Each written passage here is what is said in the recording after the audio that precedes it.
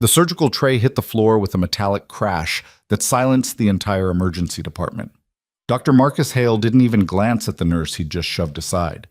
Didn't see her catch herself against the wall, didn't notice the clipboard she'd been holding scatter across the tile. The documentary cameras captured everything. His dismissive hand wave, her steady breathing, the way every other staff member suddenly found something else to look at. What those cameras didn't capture, what nobody in St. Catherine's Medical Center in Portland could possibly know, was that the quiet woman in scrubs picking up her paperwork had once coordinated trauma operations in places where hesitation meant death, where she'd given orders that kept soldiers breathing through conditions most of these doctors would collapse under. She'd commanded field hospitals under mortar fire. She'd made calls that saved hundreds. And she'd walked away from all of it to become invisible. Before we dive into this story, I need you to stay with me until the very end, because what happens next will blow your mind. Like this video, drop a comment with your city so I can see how far this story reaches, and let's get into it. The morning started like every other morning at St. Catherine's, which meant Dr. Marcus Hale arrived expecting worship and left having received it. He swept through the ER entrance at 6:47 a.m. with his white coat billowing behind him like a cape, two residents scrambling to keep pace while he rattled off surgical statistics from a case he'd performed 3 years ago. Again. The documentary crew from Medical Frontiers had been shadowing him for 6 weeks now, building what the producers promised would be an intimate portrait of America's most innovative trauma surgeon. Sarah Reeves had been at St. Catherine's for 14 months, long enough that most people had stopped learning her name and started just pointing when they needed something. She restocked the crash carts before anyone asked, reorganized supply closets using a system nobody questioned because it somehow just worked, and stayed so quiet during shift changes that newer nurses sometimes forgot she was in the room. "Coffee," Dr. Hale announced to no one in particular, extending his hand without looking. A first-year resident nearly dropped her tablet, lunging for the break room. Sarah watched from the nurse's station, her fingers moving across a patient chart with the kind of efficiency that came from muscle memory older than most of the staff around her. She'd seen that dynamic before, the worship, the scrambling, the way people bent themselves into shapes just to avoid displeasure. Different uniforms, same dance. Reeves. Charge nurse Linda Kim appeared beside her, already looking exhausted despite the shift being barely an hour old. "Trauma Bay 3 needs restocking. Yesterday's GSW used up the whole rapid infusion setup." Sarah nodded, already moving. "And take the biohazard bins down while you're there. Housekeeping's running behind." She nodded again. Linda's voice dropped. "You know you can say no sometimes, right?" "I know," Sarah said simply, and kept walking. The truth was, she preferred the background, preferred the tasks other nurses considered beneath them, the restocking, the organizing, the grunt work that kept the department running. It gave her something to do with her hands and kept her mind focused on problems with clear solutions. Restock the bay, check the equipment, verify the medications. Simple, contained, nobody's life depending on her judgment calls anymore. Bay 3 still smelled like copper and antiseptic. She worked methodically, replacing the spent supplies, checking expiration dates out of habit rather than requirement. Someone had left the intubation kit half open. She reorganized it without thinking, her hands moving through the setup in a sequence that had been drilled into her somewhere hot and far away. "You reorganizing again?" Sarah turned to find Dr. James Park, one of the few attendings who actually spoke to nurses like they were human. He leaned against the doorframe, scrubs rumpled from a double shift, holding coffee that had probably gone cold hours ago. "Just restocking," she said. "Right, restocking." He gestured at the crash cart she'd completely overhauled. "The way you just fixed our medication drawers so they actually make sense now? Or the way you just set up the pediatric bay so we can find everything blindfolded?" She almost smiled. "Equipment should be intuitive." "See, that's what I keep telling people. But somehow you're the only one who actually—" He stopped, head tilting. "Where'd you work before Portland?" The question landed like it always did, casual, curious, completely unaware it was walking through a minefield. "Different hospitals," Sarah said, which was technically true if you counted field hospitals as hospitals. "Moved around a lot." Park opened his mouth to ask another question, but the ER radio crackled to life with a sound that made every conversation stop. "St. Catherine's, this is dispatch. Be advised, we have a mass casualty incident. Military transport helicopter down near Hillsborough Airport. Multiple critical injuries confirmed. First ambulance ETA 12 minutes. The department went still for exactly 2 seconds. Then it detonated into controlled chaos. Nurses sprinted for supply rooms. Residents started clearing beds. Someone hit the trauma alert button that made lights flash throughout the surgical wing. Dr. Hale emerged from his office looking annoyed at the interruption before his expression shifted into something the cameras could use. Concerned, focused, commanding. "How many incoming?" he barked. "At least 6 confirmed critical," the dispatcher's voice crackled back. "Army Reserve training flight, multiple blunt force trauma, suspected internal bleeding, possible spinal injuries." "Clear bays 1 through 4, Hale ordered, already moving. "I want surgical on standby, blood bank prepped for massive transfusion, and someone get Dr. Chen out of her conference. I need another attending now." The department moved like a machine, everyone falling into their disaster protocols. Sarah moved too, but differently. While others ran with visible panic, she walked with purpose. While they grabbed supplies randomly, she selected exactly what would be needed. Her hands didn't shake, her breathing didn't change. She'd done this before, just not here, not as a nurse. "Reeves!" Linda shouted across the chaos. "I need you in Bay 2. We're short-staffed, and I need someone who won't freeze." Sarah was already moving before the sentence finished.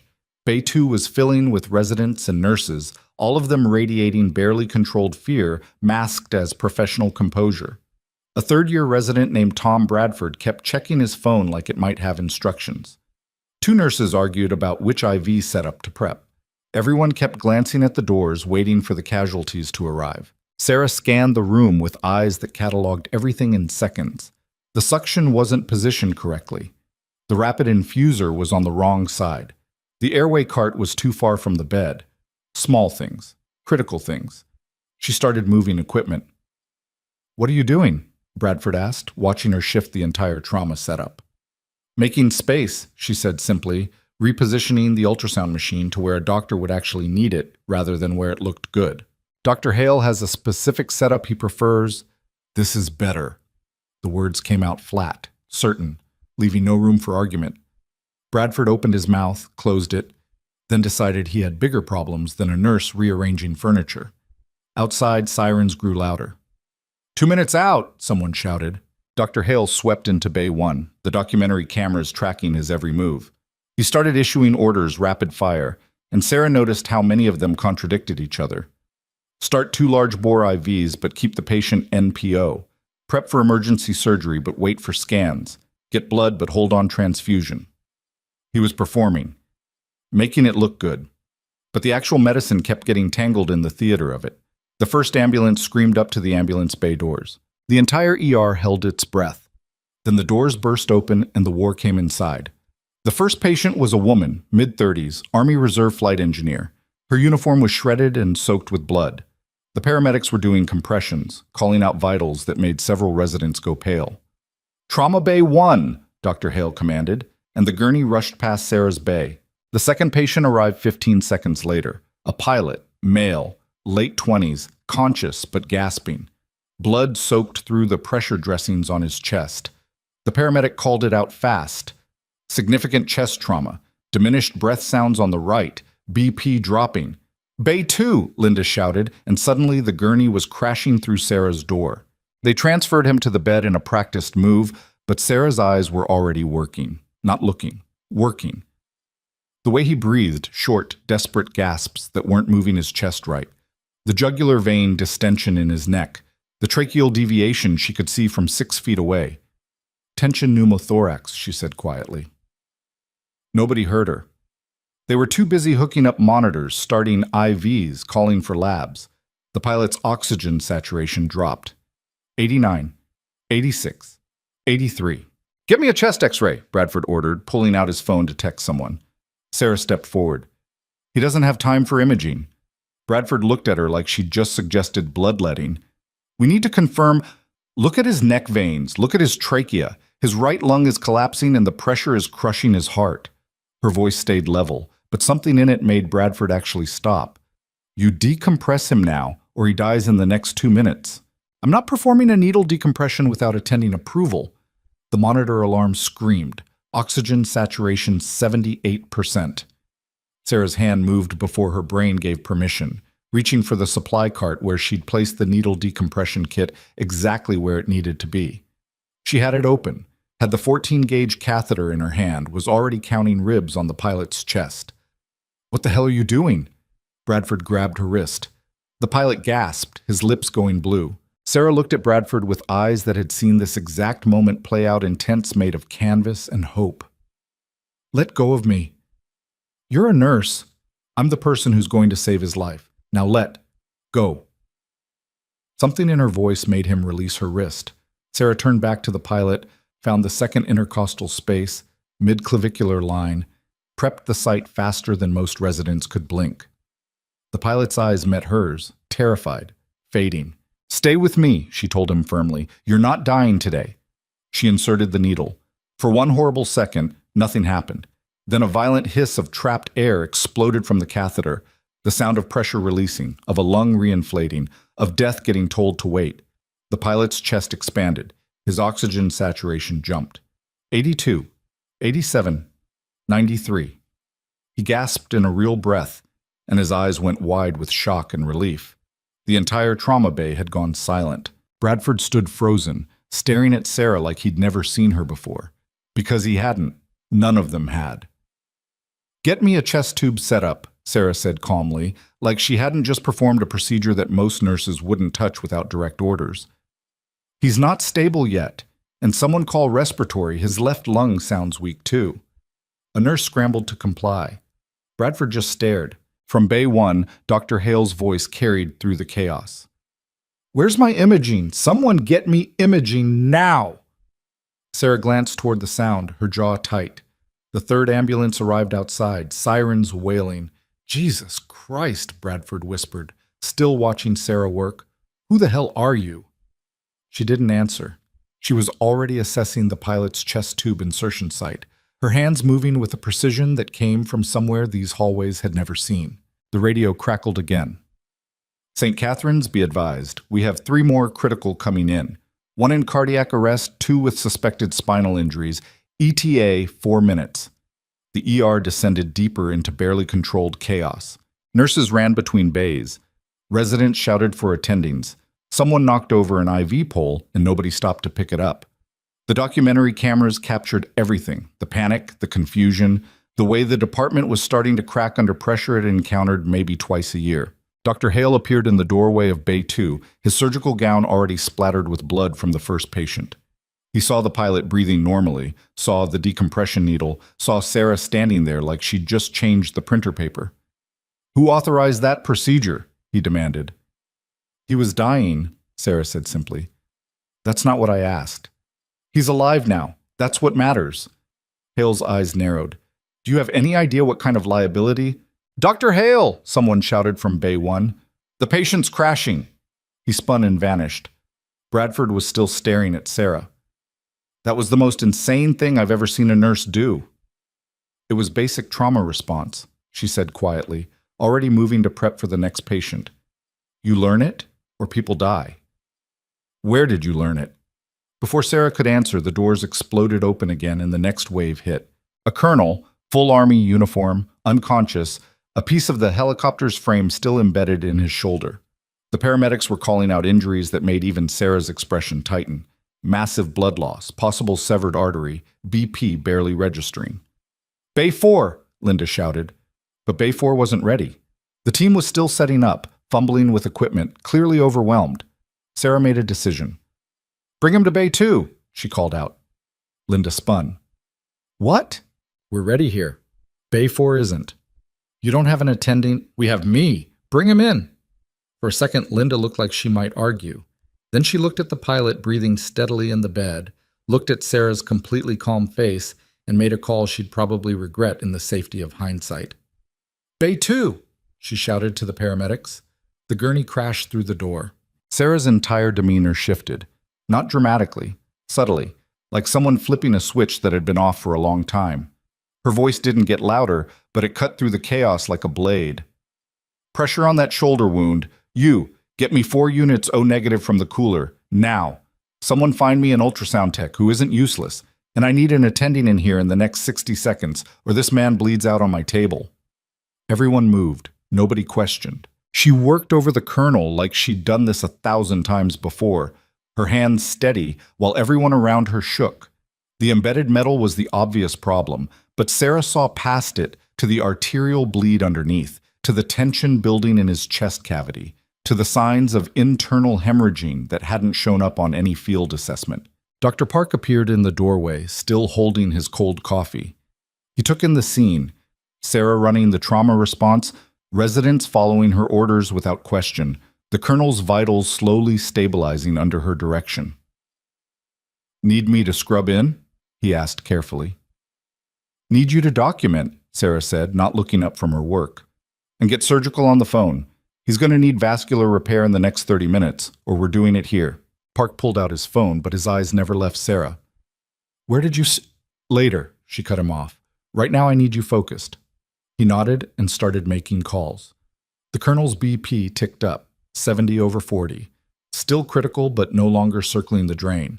Sarah allowed herself a breath she didn't show anyone. The radio crackled again. "St. Catherine's, final critical incoming. Male, late 20s, cardiac arrest for approximately 23 minutes. Paramedics have been running continuous CPR. Advised they're considering calling it." The ER went quiet. 23 minutes was an eternity. The brain started dying after 4. Most protocols called time of death at 20 without a viable rhythm. "Tell them to keep going," Sarah said quietly. Bradford, who'd been watching her work from the corner, shook his head. "There's no point. 23 minutes. I said tell them to keep going." Something in her voice made Bradford grab the radio. The last gurney came through the doors with 2 exhausted paramedics still doing compressions. The patient was young, barely old enough to have the rank on his torn uniform. His face was gray. The monitor showed a flat line that had been flat for longer than most people could hold their breath. "Bay 3, Sarah said, already moving. "Sarah," Linda started. "Bay 3. Now." They brought him in. Sarah looked at the monitor, at the flat line, at the young soldier who'd gone up in a helicopter and come down in pieces. She calculated odds in her head, real odds, not the sanitized statistics they taught in nursing school. 23 minutes, brain damage almost certain, survival probability near 0. She started working anyway. "Resume compressions. You, get me an ultrasound. I need to see his heart. Someone start an epinephrine drip and get me the crash cart Bible. I want every medication option we have." A nurse hesitated. "Should we call it? 23 minutes? "Did I say call it?" Sarah's voice stayed level, but it carried weight. "We work until we're certain. Get moving." They moved. She ran the code like she was conducting an orchestra, calling for medications, adjusting compressions, watching the ultrasound screen while everyone around her thought she was chasing a ghost. Then she saw it. "Stop compressions," she ordered. "What?" Bradford looked at her like she'd lost her mind. "Stop, now." They stopped. Sarah stared at the ultrasound screen, her eyes tracking something the residents couldn't see. "He has blood in his pericardium. It's compressing his heart. That's why we're not getting anything back. His heart can't beat because there's no room." Park appeared behind her. "You want to do a pericardiocentesis on a patient who's been down for 23 minutes? "I want to give him a chance," Sarah said quietly. "Get me the kit." "Sarah, even if we drain it, get me the kit." He got the kit. She prepped the site just below the sternum, found her landmark, inserted the needle with a steadiness that came from somewhere dark and far away. The syringe filled with blood, proof the heart was trapped, strangled by pressure it couldn't fight. She pulled 60 milliliters. Then another 40. "Resume compressions," she said. They did. For 10 seconds, nothing changed. 15 seconds. 20. Then, the monitor beeped. Not flat anymore. Not normal, but not flat. "We have a rhythm," someone shouted. Bradford's jaw dropped. "Holy shit!" The beep strengthened. The young soldier's chest started moving on its own, weak, fragile, but moving. Sarah didn't celebrate. She just kept working, calling for medications, adjusting the ventilator, watching the vitals climb from impossible to merely critical. The doors to the ER opened, but it wasn't another ambulance. It was 3 people in Navy uniforms, 2 officers and a woman with 2 stars on her collar who looked like she'd walked through fire to get here. The entire trauma department turned to stare. The Admiral scanned the room with eyes that missed nothing, taking in the chaos, the blood, the barely controlled disaster that had somehow not collapsed into complete failure. Then her gaze locked onto Bay 3, locked onto Sarah. She walked forward with a purpose that made everyone step aside. Sarah was still focused on the monitor, watching the young soldier's vitals, making adjustments that kept him hovering in the space between alive and not. She didn't see the Admiral approaching, didn't see the 2 officers flanking her, didn't notice the entire ER had gone silent. "Commander Reeves," the Admiral said. Sarah's hands stopped moving. Everything stopped moving. She turned slowly, and for the first time since the casualties arrived, her professional calm cracked just slightly, just enough to show something underneath it: recognition, memory, the weight of a title she'd left behind. "Admiral Keating," she said quietly. The Admiral came to attention. "I need a casualty report, now." And Sarah Reeves, the quiet nurse everyone ignored, the invisible woman who restocked supplies and took trash duty without complaint, straightened her spine and delivered a report with a precision that made every doctor in the room realize they'd been working next to someone they'd never actually seen. 6 critical casualties, 1 stable post-decompression, 1 in surgery for vascular repair, 1 in ICU, critical but holding, 2 in recovery, non-life-threatening injuries. She paused. 1 resuscitated after 23 minutes cardiac arrest. Neurological status unknown, but he's breathing. Admiral Keating's expression didn't change, but something in her eyes did. "Casualties under your command?" "I don't have command here, ma'am. I'm a nurse." "Bullshit," the Admiral said flatly. "You ran this response." Dr. Hale appeared from Bay 1, blood-stained and camera-ready. "Admiral, I'm Dr. Marcus Hale, Chief of Trauma Surgery.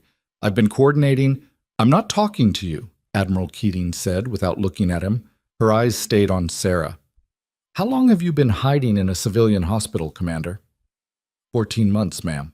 14 months. The Admiral's voice carried across the silent ER. 14 months while the Navy's been trying to figure out why our combat trauma survival rates dropped after you disappeared.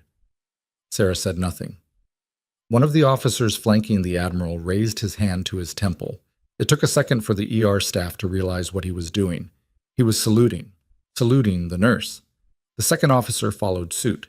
Admiral Keating held Sarah's gaze for a long moment, then rendered a salute so crisp it could have cut glass.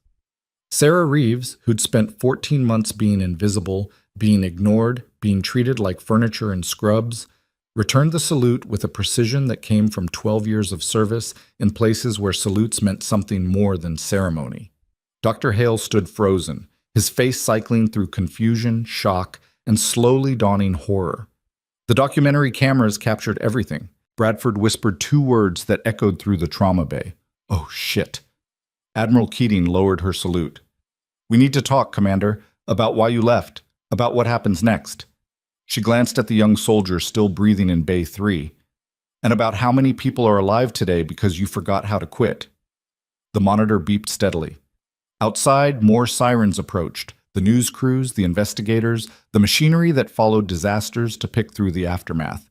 But inside Bay 3, Sarah Reeves stood perfectly still, caught between the person she'd been and the person she'd tried to become.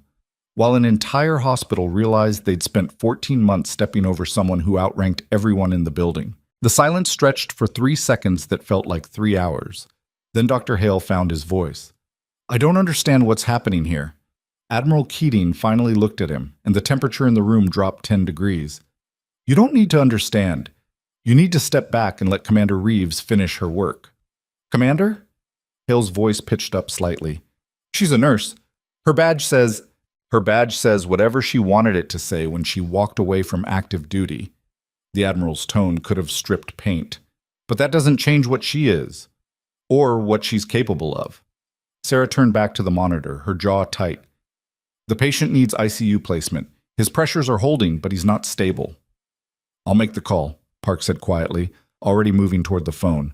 Hale stepped forward, his face flushing. "Now wait just a minute." I'm the chief of trauma here, and I need someone to explain to me why military personnel are giving orders in my emergency department. Your emergency department just had 6 critical traumas roll through the doors in under 20 minutes. Admiral Keating cut him off. How many are still alive? Hale's mouth opened and closed. All 6, Sarah said quietly, still watching her patient's vitals. But the colonel in Bay 4 is going to need vascular surgery in the next hour, and the pilot in Bay 2 needs a chest tube revision before his lung collapses again. The admiral nodded once. Make it happen. Sarah finally turned to face her fully.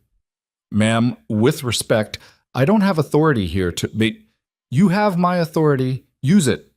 The words hung in the air like a challenge. Sarah looked at Admiral Keating for a long moment, something unspoken passing between them. History, memory, the weight of decisions made in places where authority wasn't given by badges, but earned in blood. Bay 4, Sarah called out, her voice cutting through the murmurs that had started spreading through the ER. Get me an update on the colonel, now. A resident Sarah didn't recognize appeared in the doorway, looking confused about who was actually in charge. He's stable for now, but the vascular team says they're backed up in surgery. Earliest they can take him is 90 minutes. He doesn't have 90 minutes. Sarah was already moving, stripping off her gloves. Page Dr. Yoon from Vascular. Tell her it's Commander Reeves and I need her here in 10 minutes. Commander, the resident started. Did I stutter? He scrambled for his phone. Bradford watched from the corner, his expression somewhere between shock and the kind of awe usually reserved for magic tricks. Dr. Yoon doesn't come down for pages. She barely comes down for the chief of surgery. She'll come, Sarah said simply. And somehow, everyone believed her. The documentary crew had stopped filming at some point, cameras lowered, the 2-person team just staring like they'd walked onto the wrong movie set. The producer, a woman named Jessica, who'd spent 6 weeks treating Dr. Hale like the second coming of medical excellence, looked like someone had just told her Santa wasn't real.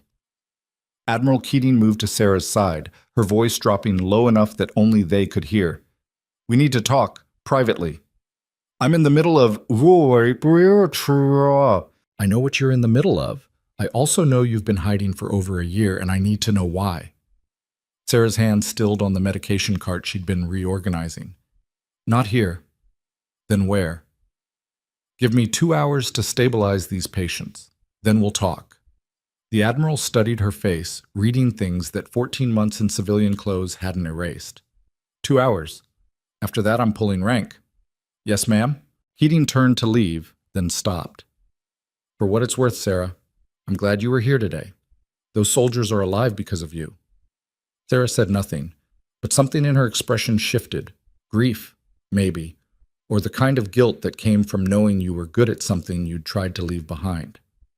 The Admiral left with her 2 officers, their footsteps echoing through an ER that was still processing what it had just witnessed. The moment they disappeared through the doors, the chaos resumed, but different now. Nurses moved with purpose instead of panic. Residents stopped second-guessing themselves. And everyone kept glancing at Sarah like they were seeing her for the first time. Dr. Hale stood in the middle of Bay 1, his surgical gown still splattered with blood, his face cycling through emotions faster than the monitors tracked heartbeats. The cameras were watching him now, not with admiration, but with the kind of attention you gave to someone whose carefully constructed image was crumbling in real time. Dr. Hale, one of the producers said carefully, should we keep filming? Yes, he said automatically. Then, no, give me a minute. He walked towards Sarah, his stride trying for authoritative, but landing somewhere closer to desperate. I need to speak with you, privately. Sarah was checking the chest tube drainage on the pilot in Bay 2. I'm busy. This is important. So is making sure he doesn't drown in his own blood. Can it wait? Hill's jaw worked. No, it can't. She finally looked at him, and her expression gave away nothing. Then talk. He glanced at the nurses, at Bradford hovering nearby, at the documentary crew pretending not to listen. Not here. Here or not at all, doctor, your choice. The title landed like an insult, polite, professional, and completely aware of the power dynamic that had just inverted itself. Hale's voice dropped. Why didn't you tell anyone about your background, your training? Because it wasn't relevant. Wasn't relevant? You're a military trauma commander. Was. Sarah corrected quietly. I was a lot of things. Now I'm a nurse at St. Catherine's. That's all that matters. That's not all that matters, and you know it. Hale's voice was rising despite himself.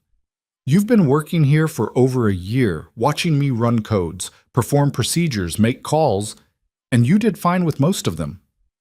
Most of them? Sarah turned back to her patient. The GSW 2 weeks ago. You missed the bowel perforation until it went septic.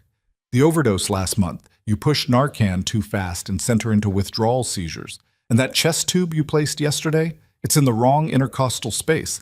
The patient's lucky she didn't develop an infection. The silence that followed was the kind that preceded earthquakes. Hale's face went white, then red.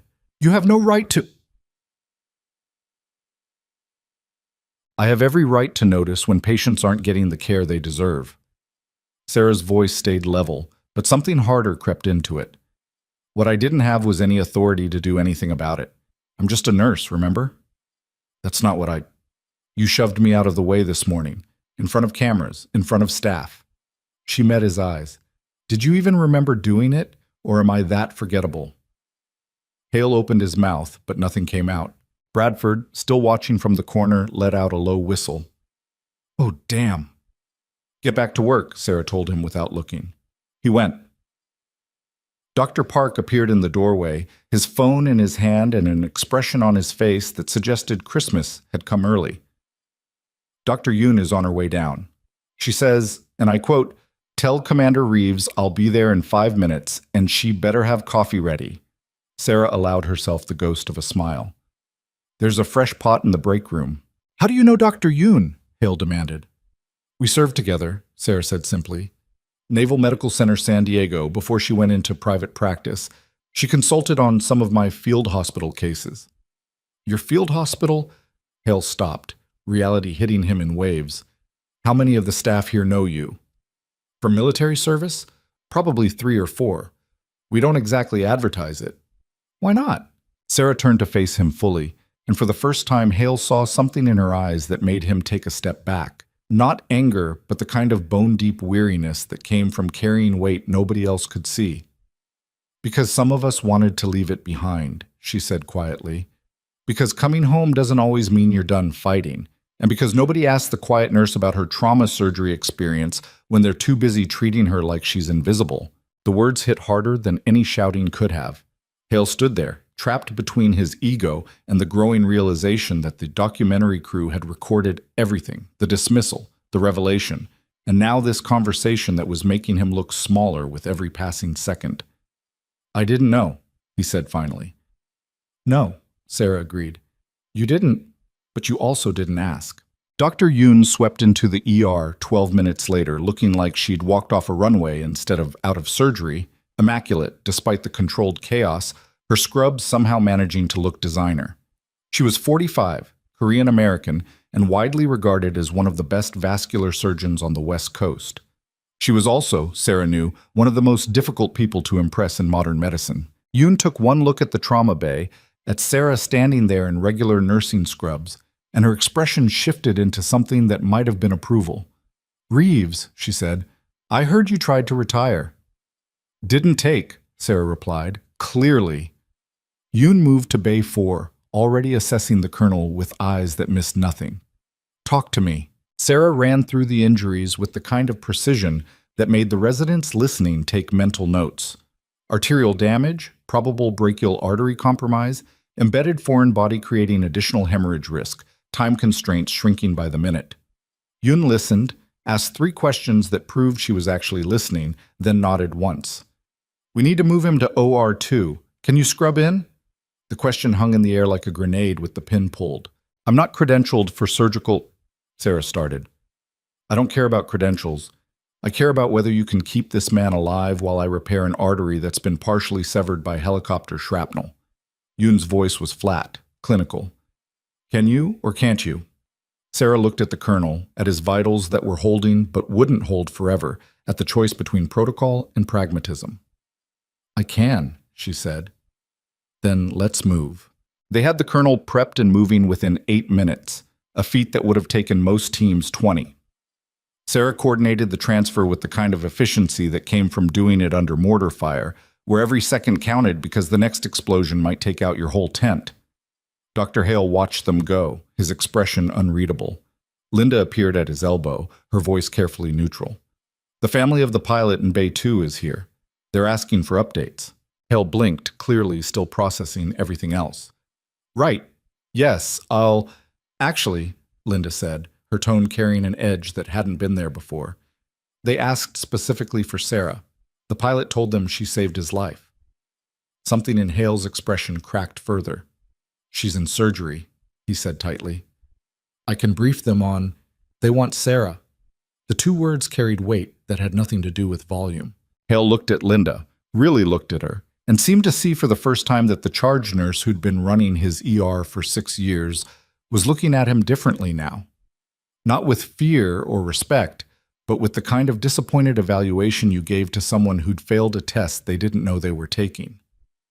Tell them she'll speak with them when she's available, he said stiffly. Linda nodded and walked away without another word. The ER slowly returned to something resembling normal operations. The kind of normal that involved treating the walking wounded, the minor traumas, the everyday emergencies that didn't involve helicopters falling from the sky. But the atmosphere had changed. Nurses whispered in corners.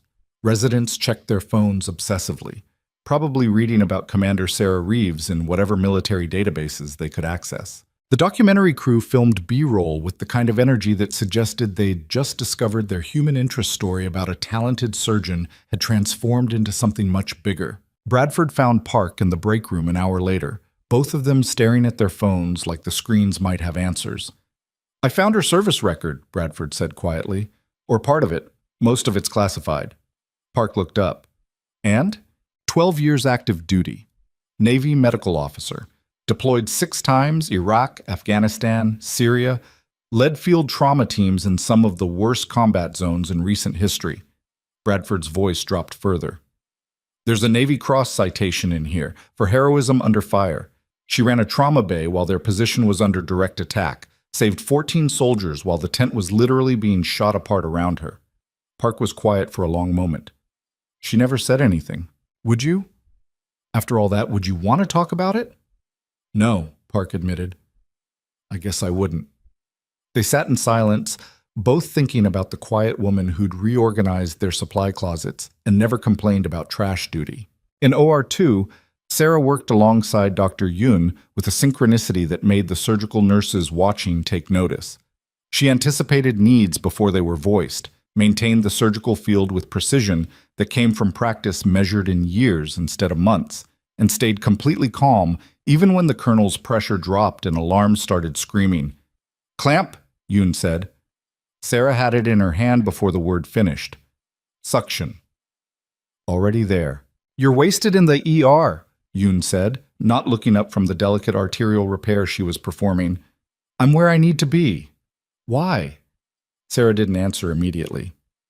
Because field hospitals don't exist outside of war zones, and I'm done with war zones. Yoon was quiet for 3 seconds, her hands never stopping their precise work. You know what the difference is between you and most of the surgeons at this hospital? What? You've seen what happens when you fail. Most of them have lost patients, sure, but you've lost them while enemy fire was coming through the walls. You've made life or death calls knowing there was no backup, no second chance, no evacuation if you got it wrong. Yoon tied off a suture with mechanical precision. That changes you, makes you better, or it breaks you completely. And which one am I? You saved 6 people today who shouldn't have survived. You tell me. The colonel's vitals stabilized. The repair held. Sarah watched the monitors with eyes that had learned not to trust good news until it stayed good. His pressure's climbing, the anesthesiologist reported. 130/75. Yoon stepped back from the table, stripping off her gloves. Close him up. He's gonna live. Sarah stayed until the colonel was sutured, bandaged, and transferred to surgical ICU. Then she walked back to the ER with Yoon, both of them silent in the way that people who understood each other didn't need to fill with words. Admiral Keating is waiting for you, Yoon said as they approached the ER entrance. She's in the chief's office, has been for the last hour. How do you know? Because she called me 30 minutes ago asking how much longer you'd be. I told her you were saving a life and she'd have to wait. Yoon stopped at the door. Sarah, whatever she's offering, think hard before you say no. I'm not going back. I didn't say you were. I said think hard. Yoon's expression softened slightly. You're too good at this to hide forever. Today proved that. She left before Sarah could respond. The chief's office was on the second floor, accessible via a stairwell that smelled like industrial cleaner and broken dreams. Sarah climbed slowly, each step feeling heavier than the last. She knew what was coming, knew what Admiral Keating would say, what she'd offer, what she'd demand. The door was already open. Admiral Keating sat in Chief Morrison's chair, Morrison himself having apparently vacated his own office without argument, reading through what looked like patient charts on a tablet. She looked up when Sarah entered. Close the door, she said. Sarah did. Sit. I'd rather stand. Keating's mouth twitched slightly. Still stubborn, I see. Still myself. Good. I was worried 14 months in civilian life might have dulled your edges. The Admiral set down the tablet. The colonel you just saved is Colonel Raymond Torres. He's the commanding officer of the 142nd Aviation Regiment. The pilot you decompressed is Captain Lisa Morrison. The soldier you brought back from the dead is Specialist Marcus Webb, 24 years old, engaged to be married next month. She paused. You remember their names? I remember all their names, Sarah said quietly. I know you do. That's part of the problem. Sarah's jaw tightened. Ma'am, do you know how many trauma surgeons we've cycled through field hospitals in the 18 months since you disappeared? 14. Do you know how many of them lasted more than 6 weeks? 3. Keating stood, moving around the desk. Your trauma survival rates in active combat zones were 37% higher than the Navy average. 37%, Sarah. That's not a margin of error. That's the difference between soldiers coming home and soldiers coming home in boxes. I can't be that person anymore. Why not? The question was simple. The answer wasn't. Sarah looked away, her hands clasping behind her back in a military stance she couldn't quite shake. Because I ran out of pieces to give. Because I spent 12 years making impossible calls and living with the ones I got wrong. Because, her voice caught slightly, because if I go back, I won't come home again. Not really. Keating was quiet for a long moment. I'm not asking you to deploy. Sarah's head snapped up. Then what are you asking? I'm asking you to train the people who do, to build a program that takes what you learned, what you survived, and turns it into something that saves lives even when you're not there. The Admiral's voice softened slightly. I'm asking you to stop hiding from the one thing you were born to do. I'm not hiding. You spent 14 months reorganizing supply closets and taking out trash while watching incompetent doctors make mistakes you could have prevented. What do you call that? Sarah didn't answer. The Navy needs you, Keating said. But more than that, those soldiers need you. The ones who are going to get hurt tomorrow, next week, next year.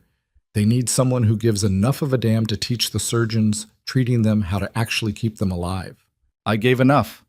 For 12 years, I gave everything. And now I'm asking you to give something different. Keating moved closer.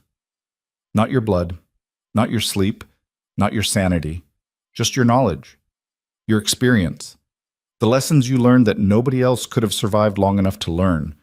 Sarah's hands trembled slightly before she forced them still. And if I say no, then you say no.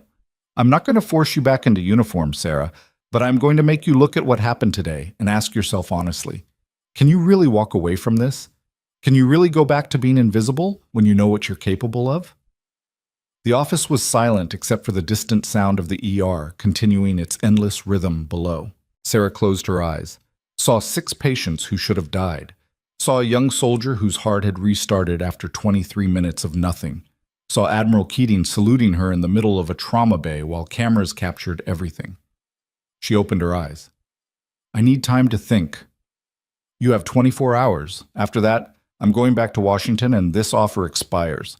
Keating pulled a card from her pocket, set it on the desk. My direct number, day or night. Sarah took the card without looking at it. One more thing, the Admiral said as Sarah turned to leave. Dr. Hale, What happened between you two? Nothing that matters. Sarah. She stopped at the door. He shoved me this morning, knocked a patient chart out of my hands. It was on camera. Keating's expression went flat. I see. It's fine. I'm used to it. It's not fine, and you shouldn't have to be used to it. The Admiral's voice carried an edge that could have cut steel. I'll be speaking with your chief of medicine before I leave. That kind of behavior doesn't fly in my Navy, and it sure as hell shouldn't fly in a civilian hospital. Sarah wanted to argue, wanted to say it didn't matter, wanted to maintain the invisible armor she'd worn for 14 months. But standing there in front of Admiral Keating, in front of someone who actually saw her, the words wouldn't come. Thank you, ma'am, she said instead. She left before the Admiral could see her expression crack. The hallway outside Morrison's office was empty except for one person. Dr. Marcus Hale stood near the elevators, his posture suggesting he'd been waiting. When he saw Sarah, something in his face shifted. Shame, maybe, or the kind of regret that came too late to matter. Sarah, he started. She walked past him without slowing. Please, I need to apologize. No, you don't. Yes, I do. He moved to block her path, realized what he was doing, stepped back quickly. This morning, the chart, You dismissed me like I was furniture, Sarah said flatly. It wasn't the first time. It won't be the last. That's not fair. Fair? She turned to face him fully, and her voice stayed level, but something in it made Hale flinch. You've worked here for 8 years. You've built a reputation. The documentary crew spent 6 weeks filming you like you're the future of medicine. And this morning, you shoved a nurse aside without even looking at her face because you were too focused on your image to remember basic human decency. I was stressed. Stress isn't an excuse for cruelty, and pretending you didn't know better doesn't make it less cruel. Hale's face flushed. I'm trying to apologize here. I know, but I don't think you're apologizing because you're sorry. I think you're apologizing because people found out who I am, and now you're scared it makes you look bad. Sarah's expression didn't change. If I was still just a nurse, would you be standing here? The silence that followed answered the question. That's what I thought, Sarah said quietly. She moved past him toward the stairs. What do you want from me? Hale called after her. She stopped, looked back. I want you to treat the next nurse like she might be the person who saves your life someday. Because eventually, someone will be. Then she was gone, leaving Hale standing alone in the hallway with nothing but his reflection in the polished floor. Sarah made it to the stairwell before her hands started shaking. She sat on the concrete steps, pressed her palms against the cold surface, and focused on breathing the way she'd learned to breathe in places where showing fear could get you killed. The door above her opened. Dr. Park descended slowly, sat down 3 steps above her without asking permission. Big day, he said after a minute. Yeah. You okay? Sarah laughed, a short, sharp sound with no humor in it. I don't know what I am. Park was quiet, giving her space to fill with words or silence, whichever she needed. I left for a reason, she said finally. I left because if I stayed, I was going to break. And I knew if I broke, people would die because I couldn't do my job anymore. Her voice was barely above a whisper. So I walked away, found a place where nobody knew me, where I could just exist without carrying the weight of every decision I'd ever made. Did it work? For 14 months, yeah. It worked. She looked up at him. Today it stopped working. Because of the crash? Because I remembered what it feels like to make a difference. And now I can't unsee it. Park nodded slowly. Admiral Keating offered you something. A training position, teaching trauma protocols to military medical teams. You gonna take it? I don't know. Sarah's hands had stopped shaking. Part of me wants to say yes, wants to believe I can do this without it destroying me. But the other part remembers why you left, Park finished. Yeah. They sat in silence while the ER continued its endless rhythm below. Distant voices, monitor alarms, the controlled chaos that was simultaneously exhausting and oddly comforting. For what it's worth, Park said finally, I think you should take it. Not because the Navy needs you, or because those soldiers deserve better training, though they do, but because I think you need it. Sarah looked at him questioningly. You've been sleepwalking for 14 months, he said quietly, going through motions, being good enough to get by, but never good enough to stand out. Today you woke up, and I think part of you missed being awake. The words hit harder than Sarah expected. I'm scared, she admitted. Good. Means you're paying attention. Park stood, stretched. But being scared isn't the same as being broken. And from what I saw today, you're a lot of things, but broken isn't one of them. He left her sitting there with his words echoing in the concrete stairwell. Sarah pulled out Admiral Keating's card, stared at the phone number printed in clean, military standard font. 24 hours. One decision. The difference between staying invisible and stepping back into the light. Her phone buzzed. A text from Linda. Family of Specialist Webb is here, asking for you. They want to thank the woman who brought their son back. Sarah closed her eyes, took a breath, and stood. The ER waiting room was crowded with the usual collection of people in various states of distress. Parents with sick children, elderly patients waiting for test results, the walking wounded who'd been triaged to the back of the line. Sarah scanned the room and found them immediately. Specialist Webb's parents sat in the corner, a black couple in their 50s, the mother clutching her husband's hand hard enough to leave marks. Both of them looking like they'd aged 10 years in the last 6 hours. When they saw Sarah approaching, they stood so fast their chairs scraped against the floor. Commander Reeves, the father said, his voice rough with emotion. Just Sarah, she said. I'm not... But she didn't get to finish because Webb's mother crossed the distance between them and pulled Sarah into a hug that knocked the air from her lungs. The woman was shaking, sobbing into Sarah's shoulder while her husband stood behind her with tears streaming down his face. You brought him back, Mrs. Webb whispered. They said he was gone. They said there was nothing they could do. But you brought him back. Sarah stood frozen, her arms slowly coming up to return the embrace because it felt cruel not to. He's strong. He did the hard part. Don't, Mr. Webb said, his voice thick. Don't diminish what you did. Please. Sarah looked at him over his wife's shoulder, saw the gratitude and grief and desperate relief mixing in his expression, and felt something crack inside her chest. He's in ICU, she said quietly. Critical but stable. The next 48 hours are going to determine a lot, but he's breathing on his own and his heart rhythm is solid. Can we see him? I'll take you up. She led them through the hospital corridors, fielding their questions with the practiced calm of someone who'd done family notifications in places where the news was usually worse. They asked about brain damage. She told them honestly they wouldn't know for days. They asked about recovery. She gave them realistic timeframes without crushing their hope. They asked if he'd be okay.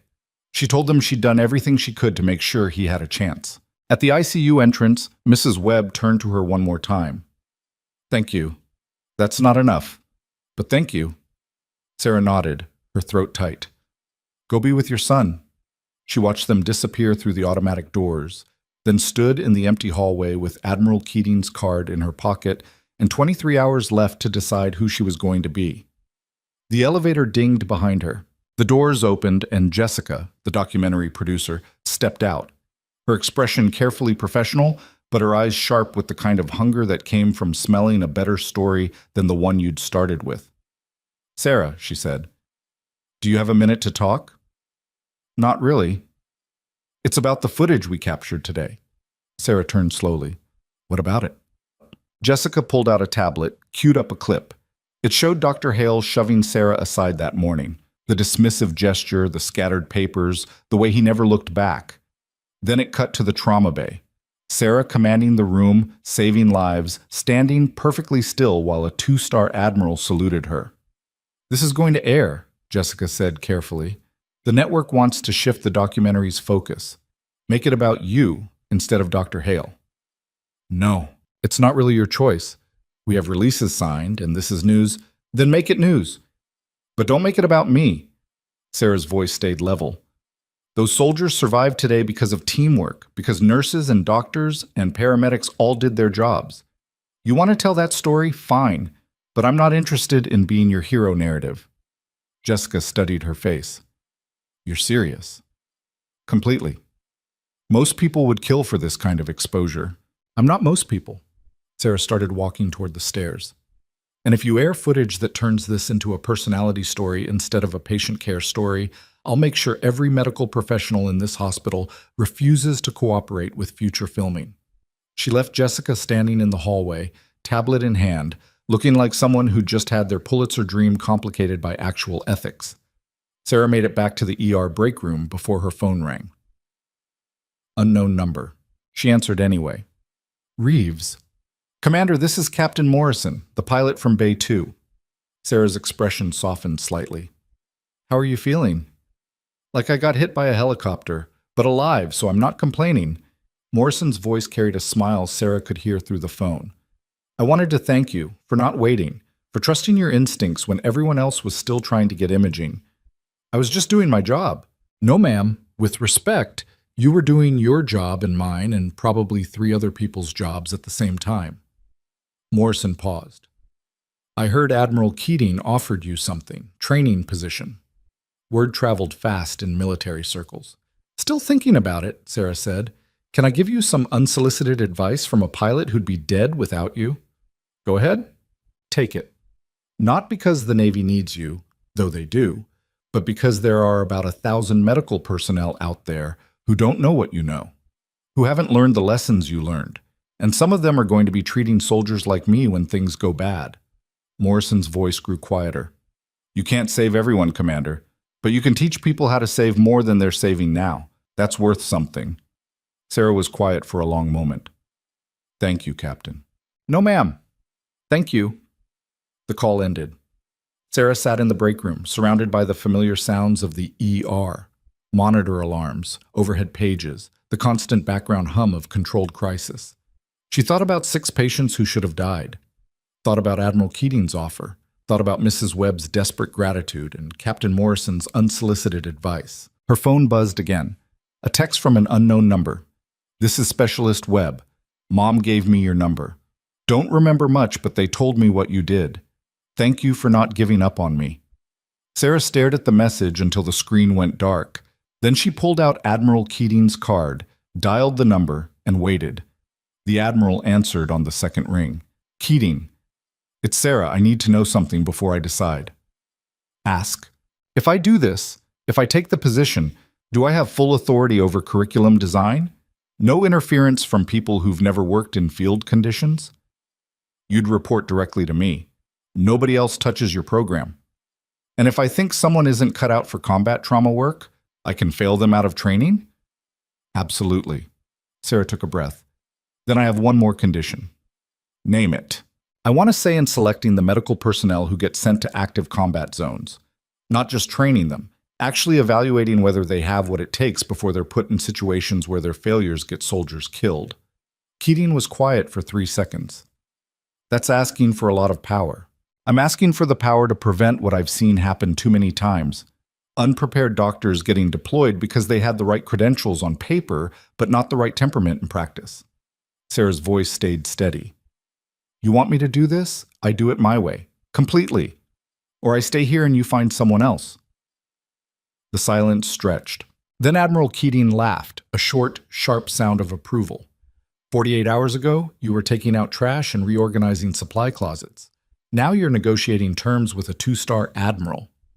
48 hours ago, I was pretending to be someone I'm not, Sarah said quietly. I'm done pretending. Good. Because pretending was wasting everyone's time, especially yours. Keating's voice shifted to command mode. You have your conditions. Full authority, direct reporting, veto power over deployments. When can you start? Sarah looked around the break room, at the coffee maker that never worked right, at the bulletin board covered in shift schedules and OSHA violations, at the place she'd hidden for 14 months while trying to forget who she used to be. 2 weeks, she said. I need to give proper notice and train my replacement. Done. I'll have the paperwork sent over tomorrow. Keating paused. Welcome back, Commander. The call ended. Sarah sat very still, the phone cooling in her hand, while the weight of the decision settled over her like a familiar uniform she'd thought she'd never wear again. The break room door opened. Dr. Hale stood in the doorway, his expression uncertain. Can we talk? He asked quietly. I already told you. Not about this morning, about something else. He stepped inside, closed the door. The documentary crew is going to air what happened today. Jessica showed me the rough cut. It's not flattering to me. That's not my problem. I know that. Hale ran a hand through his hair. But the thing is, they're going to paint me as the arrogant surgeon who got shown up by the quiet nurse. And the truth is, they're not wrong. Sarah waited. I've been thinking about what you said, about treating the next nurse like she might save my life someday. Hale's voice dropped. You were right. I stopped seeing people. Stopped seeing staff as anything other than props in my story. And today you made me see what I'd become. Is this going somewhere? I'm asking you to stay, Hale said. Not for me. For the patients. Because you're too good to walk away from this ER. Sarah looked at him for a long moment, then pulled out Admiral Keating's card and set it on the break room table where he could see it. I'm not walking away from medicine, she said quietly. I'm walking towards something bigger, something that matters more than making sure St. Catherine's has good trauma response times. Hale stared at the card. You're going back. Not to combat, to training. Teaching military medical teams how to keep soldiers alive in conditions you'll never have to work in. She stood. And for what it's worth, Dr. Hale, you're a good surgeon when you remember that medicine is about patients instead of cameras. Maybe losing the documentary will help you remember that. She left him sitting in the break room with the Admiral's card on the table and the weight of his own reflection to keep him company. The rest of Sarah's shift passed in a blur of routine traumas and minor emergencies, the everyday broken bones and chest pains that filled ER hours between the disasters. But something had changed. Nurses who'd worked beside her for months suddenly saw her differently. Residents asked her opinion on cases they would have handled alone yesterday. Even the attending physicians started treating her less like support staff and more like a colleague. At 11 p.m., Linda found her restocking supplies in Bay 3. You're really leaving, Linda said. Not a question. In 2 weeks. The military? Training position? Teaching trauma protocols? Linda was quiet, then smiled sadly. We're going to miss you, even if most of us didn't realize what we had until today. You have good people here. They'll be fine. That's not what I meant. Linda leaned against the doorframe. I meant we're going to miss having someone who actually gives a damn, who doesn't just do the job, but does it right. Sarah didn't know what to say to that. For what it's worth, Linda continued, I'm glad the Admiral showed up. I'm glad everyone finally saw what I've been seeing for 14 months, that you were never just a nurse. You were always more than that. We were just too blind to notice. The words hit Sarah harder than she expected. Linda left her alone with the supplies and her thoughts. At midnight, Sarah's shift ended. She changed in the locker room, stuffed her scrubs in her bag, and walked out through the ER entrance where she'd arrived that morning expecting just another day of invisible competence. The documentary crew was packing up their equipment in the parking lot. Jessica looked up when Sarah passed, opened her mouth like she wanted to say something, then closed it and just nodded. Sarah nodded back. She was halfway to her car when she heard footsteps behind her. Dr. Park jogged up, slightly out of breath. Hold up. She stopped. I know you're leaving, he said. Linda told me, and I wanted to say congratulations, and that if you ever need a reference or a phone call or someone to vouch for your complete inability to suffer fools gladly, I'm available. Sarah smiled, a real smile this time. Thanks, James. Also, he pulled something from his pocket. I got you something. It was a coffee mug. Simple, white, with text printed in neat black letters. World's okayest nurse. Sarah laughed, a genuine laugh that surprised both of them. Because world's best felt too on the nose, Park explained, and you seem like someone who'd appreciate the irony. I do, Sarah said, taking the mug. Thank you. No, thank you for showing up today, for being who you are even when nobody was watching. Park's expression grew serious. And for reminding the rest of us what it looks like to actually care about saving lives instead of just going through the motions. He left before Sarah could respond, jogging back across the parking lot toward the hospital that would probably never be the same after today. Sarah got in her car, set the mug in the cup holder, and sat in the darkness for a long moment. Then her phone buzzed one more time, a text from a number she didn't recognize. Commander Reeves, this is Colonel Torres. They tell me you saved my life today. When I'm cleared for visitors, I'd like to thank you properly. RT. Sarah stared at the message, thinking about the colonel she'd worked on in OR2, about Captain Morrison breathing in Bay 2, about Specialist Webb alive against impossible odds. She typed back, just doing what needed to be done. Glad you're going to be okay. SR. Then she started her car and drove home through Portland streets that looked the same as they had yesterday, but somehow felt completely different. When she got to her apartment, a small one-bedroom in a building that asked no questions and expected no stories, she found an envelope taped to her door. No stamp, no address, just her name and handwriting she recognized. Inside was a single piece of paper, Admiral Keating's official letterhead, 4 words in the center. Welcome home, Commander Reeves. Sarah stood in her doorway, holding the paper while something inside her chest that had been locked tight for 14 months finally cracked open. She went inside, set the coffee mug on her counter next to the envelope, and looked at her reflection in the darkened window. The quiet nurse who'd spent over a year being invisible stared back at her, except she wasn't that person anymore. Maybe she never really had been. Her phone rang, Admiral Keating's number. I thought we were done negotiating, Sarah answered. We are. This is something else. The Admiral's voice carried an edge that made Sarah's spine straighten automatically. I just received a call from Chief Morrison at St. Catherine's. He wants to meet tomorrow morning, 9 a.m. Says it's urgent. About what? He didn't specify, but given that his star trauma surgeon is about to be featured in a documentary that makes him look like a narcissistic liability, I'm guessing it's damage control. Keating paused. I told him you'd be there. Was I wrong? Sarah looked at the envelope on her counter, at the mug that said she was only okay at a job she'd been overqualified for since day one, at the reflection of a woman who'd finally stopped hiding. No, ma'am, she said. You weren't wrong. Good, because Morrison's also requesting my presence, and I have a feeling tomorrow morning is going to be very interesting. The call ended. Sarah stood in her apartment, adrenaline starting to fade, exhaustion creeping in to replace it. She should sleep, should eat something, should do any of the normal things people did after saving 6 lives and upending their entire existence in the span of 12 hours. Instead, she pulled out her laptop and searched for news coverage of the helicopter crash. The stories were everywhere. Local news, national outlets, military blogs. Most focused on the crash itself, the miraculous survival rate, the heroic response by St. Catherine's Emergency Department. But one article caught her attention, posted 2 hours ago by a military news site. Navy commander emerges from civilian life to save crash victims. The article had details only someone with access to military records could have known.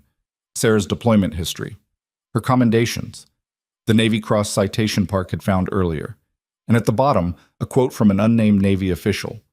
Commander Reeves represents the best of military medicine. Her decision to return to service will save countless lives in the years to come. Sarah closed the laptop. Someone had leaked the story. Someone wanted the world to know who she was before she'd even officially agreed to come back. Her phone buzzed. A text from Admiral Keating. I assume you saw the article. It wasn't me. But I'm not sorry it's out there. The truth has a way of finding light. CK Sarah typed back. Who leaked it? The response came immediately. Does it matter? The world knows now. You can spend energy being angry about it, or you can spend energy preparing for what comes next. Your choice. See you at 900. Sarah set down her phone, walked to her window, and looked out at the Portland skyline, lights scattered across the darkness like stars that had fallen too close to Earth. Tomorrow morning, she'd walk into Chief Morrison's office. Tomorrow morning, she'd face whatever political fallout came from the documentary footage. Tomorrow morning, she'd start the process of becoming Commander Sarah Reeves again, instead of the invisible nurse everyone had learned to ignore. But tonight, she stood in her apartment and let herself feel the full weight of the choice she'd made. The choice to stop hiding. The choice to matter again. The choice to stand in the light, even though it meant everyone could see the scars. Her phone buzzed one last time. A text from a number that wasn't in her contacts. Commander Reeves, this is Dr. Marcus Hale. I know you probably don't want to hear from me, but I wanted you to know that I spoke with Chief Morrison tonight. I told him everything. About this morning, about my behavior over the past months, about how I created a culture where talented people felt invisible. He's calling a meeting tomorrow. I think you should know what's coming. I'm sorry for all of it. Sarah read the message 3 times. Then she turned off her phone, climbed into bed fully clothed, and fell asleep before she could second-guess any of the decisions that had brought her to this moment. Outside her window, Portland continued its endless rhythm. Emergency sirens in the distance, the city breathing through another night, lives being saved and lost in the spaces between heartbeats. And somewhere in St. Catherine's ICU, specialist Marcus Webb opened his eyes for the first time since his helicopter fell from the sky, looked at his parents sitting beside his bed, and asked in a voice rough from intubation, "Who brought me back?" Mrs. Webb wiped tears from her face with shaking hands. "A nurse. A woman named Sarah. She wouldn't let you go." Specialist Webb's eyes drifted closed again, but his hand tightened around his mother's fingers, proof that somewhere inside the damaged tissue and traumatized neurons, he was still fighting. 3 floors below, Sarah's alarm went off at 6 a.m., dragging her from sleep that had been more unconsciousness than rest. She showered, dressed in civilian clothes that felt strange after yesterday's scrubs, and drove back to St. Catherine's with Admiral Keating's letter sitting on her passenger seat like a talisman she wasn't sure she wanted. The hospital looked different in morning light, less like a fortress and more like what it was, a building full of imperfect people doing impossible work with inadequate resources and too much pressure. Sarah parked in the staff lot, checked her phone out of habit, and found 17 missed calls.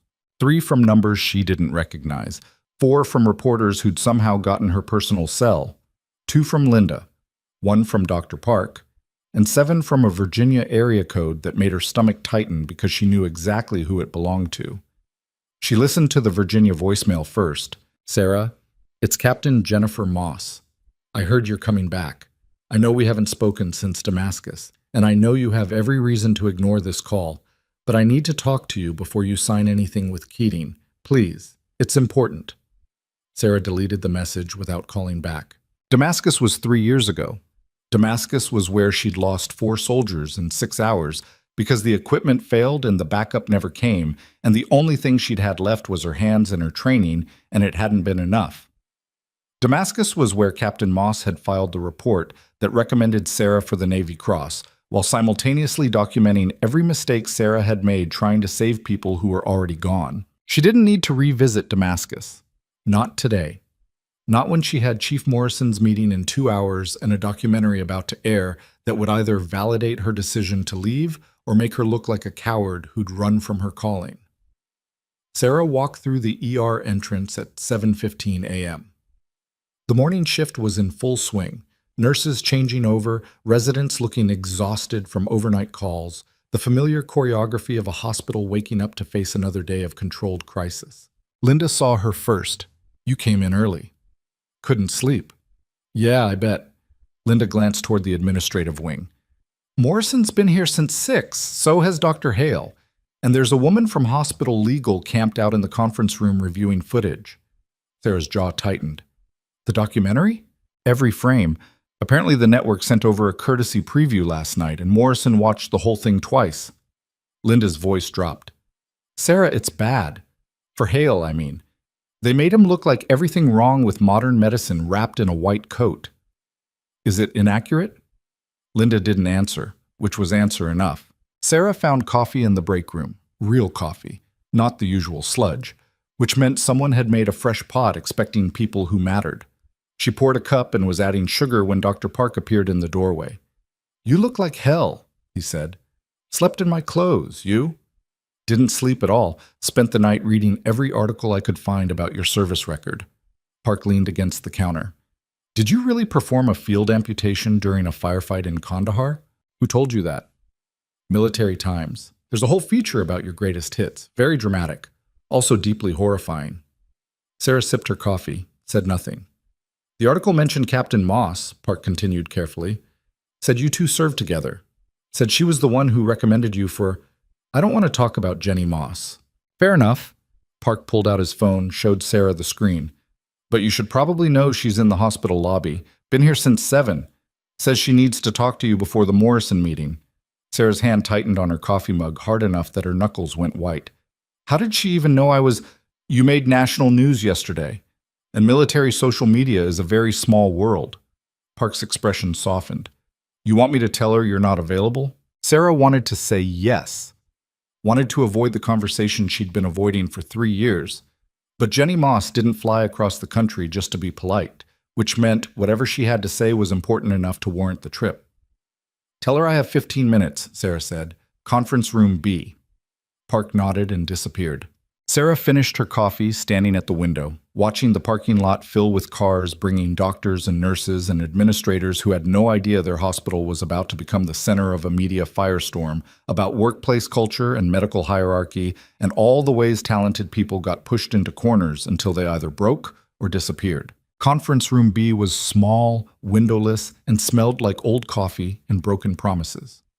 Captain Jennifer Moss was already there when Sarah arrived. Navy dress uniform, ribbons Sarah recognized because she'd earned most of the same ones, dark hair pulled back in a regulation bun that had a few more gray strands than Damascus. "Sarah," Jenny said, standing, "you didn't have to fly out here." "Yeah, I did," Jenny gestured to the chairs. "Please, sit." They sat across from each other like opposing lawyers instead of former colleagues who'd once saved lives together in places where the walls were canvas and the ceiling was hope. "I saw the news coverage," Jenny said. 6 patients, all critical, all alive. I was doing my job. You were doing what you always do, making impossible calls look easy." Jenny's expression shifted. "Admiral Keating offered you the training position." It wasn't a question. "How do you know that?" Sarah asked. "Because she called me last night asking for input. Wanted to know if you were psychologically stable enough to handle returning to military medicine after your abrupt departure." Jenny paused. "I told her you were the most psychologically stable person I'd ever served with, which is either a compliment to you or a condemnation of everyone else I've worked with." Sarah almost smiled. "Almost." "I also told her she was making a mistake," Jenny continued quietly. The words hit like a slap. "Excuse me?" "Not because you're not qualified. You're the most qualified person for that job, and we both know it." Jenny leaned forward. "But because putting you in charge of training means putting you back in the pipeline. And once you're back in, Sarah, you won't be able to leave again. You know how this works. They'll pull you for consults, emergency deployments, special cases that only you can handle. And eventually I'll be right back where I started," Sarah finished. "Exactly." Jenny's voice softened. "Damascus broke you. I was there. I saw what it cost you to keep working after we lost those soldiers. And I know you left because you were smart enough to recognize you were running on empty. I left because I was a coward. No, you left because you were human." Jenny's eyes were steady. "And now Keating's offering you a chance to come back, and I'm here to tell you that if you take it, you need to go in with your eyes open. This isn't going to be a quiet training position where you teach protocols and go home at 5. They're going to use you up all over again, and this time you might not walk away." Sarah sat very still, Jenny's words echoing in the small room. "Why are you really here?" Sarah asked finally. Jenny was quiet for a long moment. "Because you saved my life in Damascus. You kept working on me after I took shrapnel to the chest, even though we had 4 other soldiers dying around us. You made a call, me over them, and I've spent 3 years trying to figure out if I deserved that choice. You were savable. They weren't. You didn't know that. Not for certain, but you made the call anyway." Jenny's voice cracked slightly. "And now I'm trying to return the favor by telling you that going back might save a lot of lives, but it might also destroy yours, and I don't want to watch that happen." The door opened before Sarah could respond. Dr. Hale stood in the doorway, looking like he'd slept in his clothes too, or more likely, hadn't slept at all. "Sarah, Morrison's ready. He wants you upstairs now." Sarah stood. "Captain Moss? This is Dr. Marcus Hale." "Marcus?" "Captain Jennifer Moss, Navy Medical Corps." They shook hands with the awkward formality of people who'd heard about each other but never met. "I'll wait," Jenny said to Sarah. "We're not done talking." Sarah nodded and followed Hale into the hallway. They walked in silence toward the elevators, past nurses who stared and residents who whispered, and patients who had no idea the quiet woman in civilian clothes had brought 6 people back from the edge of death less than 24 hours ago. "I meant what I said last night," Hale said as they waited for the elevator. "About the apology. About all of it." "I know. Do you forgive me?" Sarah looked at him, really looked at him. and saw something she hadn't expected. Genuine remorse mixed with the kind of fear that came from watching your carefully constructed world collapse in real time. "I don't know yet," she said honestly. "Ask me again in a year." The elevator arrived. They rode to the fourth floor in silence. Chief Morrison's office occupied the corner of the administrative wing, with windows that overlooked the parking lot and a door heavy enough to muffle screaming. His secretary waved them through without a word, which meant Morrison had cleared his schedule for this conversation. Admiral Keating was already inside, standing by the window in full dress uniform that made Morrison's expensive suit look like thrift store clearance. Morrison himself sat behind his desk looking like a man who'd spent the night calculating legal liability and finding the numbers deeply unpleasant. "Commander Reeves," Morrison said, not standing. "Please sit." Sarah sat. Hale moved to take the chair beside her, but Morrison's expression stopped him. "Dr. Hale, you can wait outside." "But I thought—" "Outside." Hale left, closing the door with a soft click that sounded like a coffin ceiling. Morrison folded his hands on his desk. "I watched the documentary footage, all 6 hours of raw material the crew captured yesterday." Sarah said nothing. "I saw Dr. Hale dismiss you, physically push you aside, treat you like you were invisible." Morrison's voice was carefully controlled. "I also saw you save 6 lives while running a trauma response that should have been coordinated by my chief of trauma surgery." "Dr. Hale was managing his own patients," Sarah said carefully. "Dr. Hale was performing for cameras while you were actually doing medicine." Morrison turned to Admiral Keating. "How long have you known about Commander Reeves?" "I found out yesterday when my aide recognized her in the news coverage," Keating said. "Before that, I had no idea she'd been working here." "And you immediately offered her a position." "I offered her the position she should have had 3 years ago if she hadn't walked away from active duty." Morrison's jaw tightened. "With respect, Admiral, Commander Reeves has been an employee of this hospital for 14 months. That makes her my concern." "She's Navy Medical Corps on inactive status," Keating countered. "That makes her mine." "She's a person who gets to make her own choices," Sarah cut in, her voice sharp enough to make both of them stop. "And I'd appreciate it if you'd stop negotiating my future like I'm not sitting right here." Morrison had the grace to look embarrassed. Keating just smiled slightly. "You're right," Morrison said. "I apologize. Let me be direct. I don't want you to leave St. Catherine's." Sarah blinked. "I already gave my notice." "To whom? You haven't submitted anything in writing." Morrison pulled out a folder, opened it to reveal what looked like a contract. "I'm prepared to offer you a position as clinical nurse specialist with a focus on trauma protocols. Significant pay increase.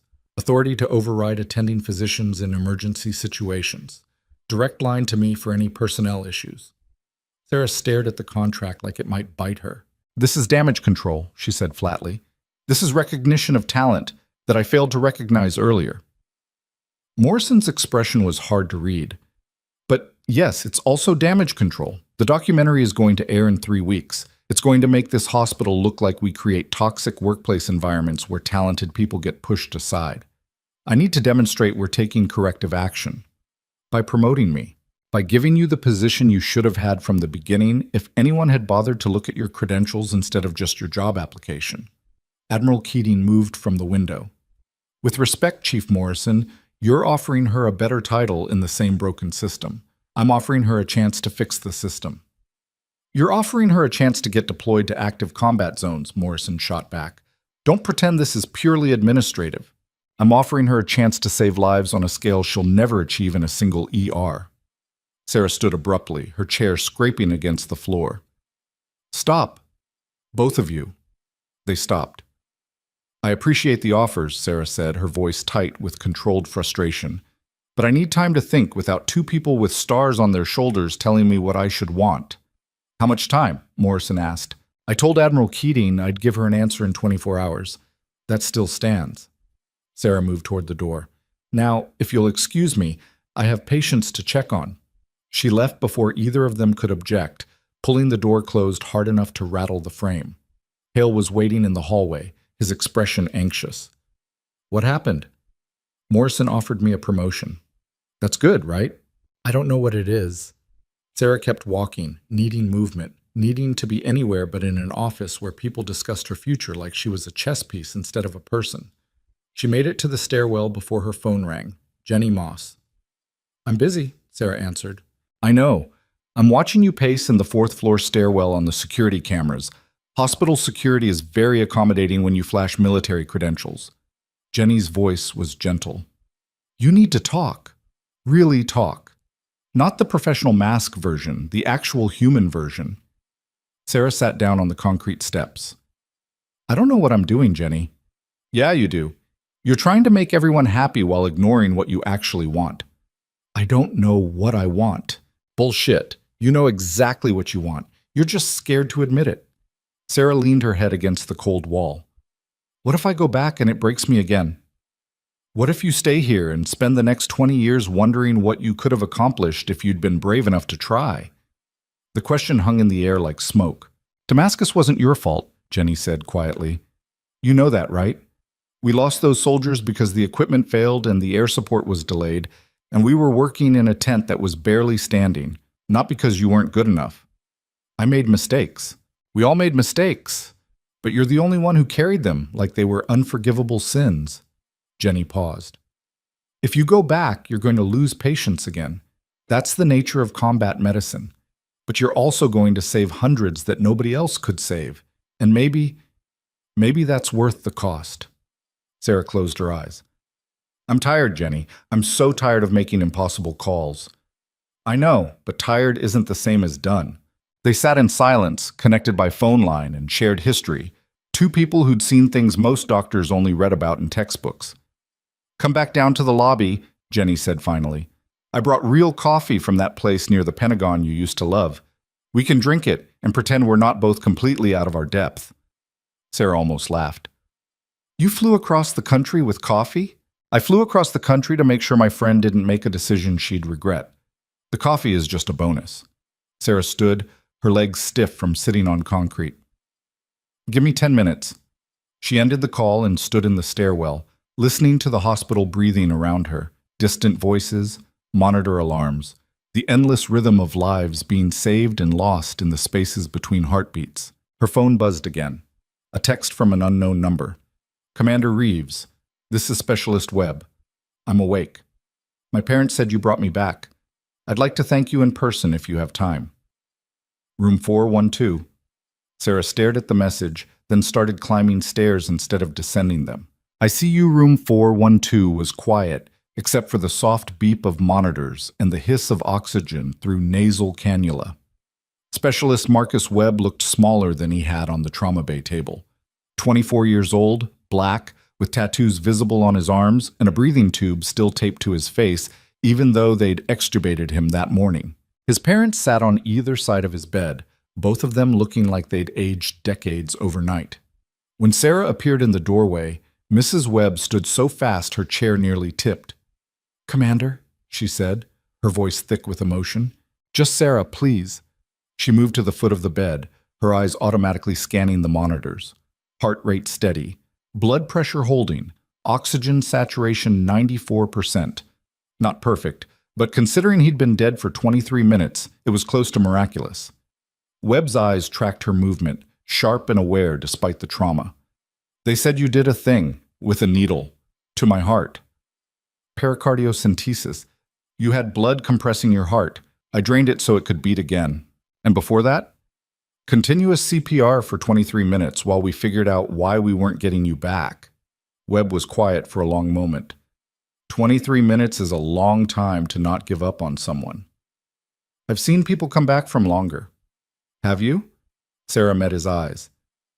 "No, you're the first." The honesty landed between them like a gift.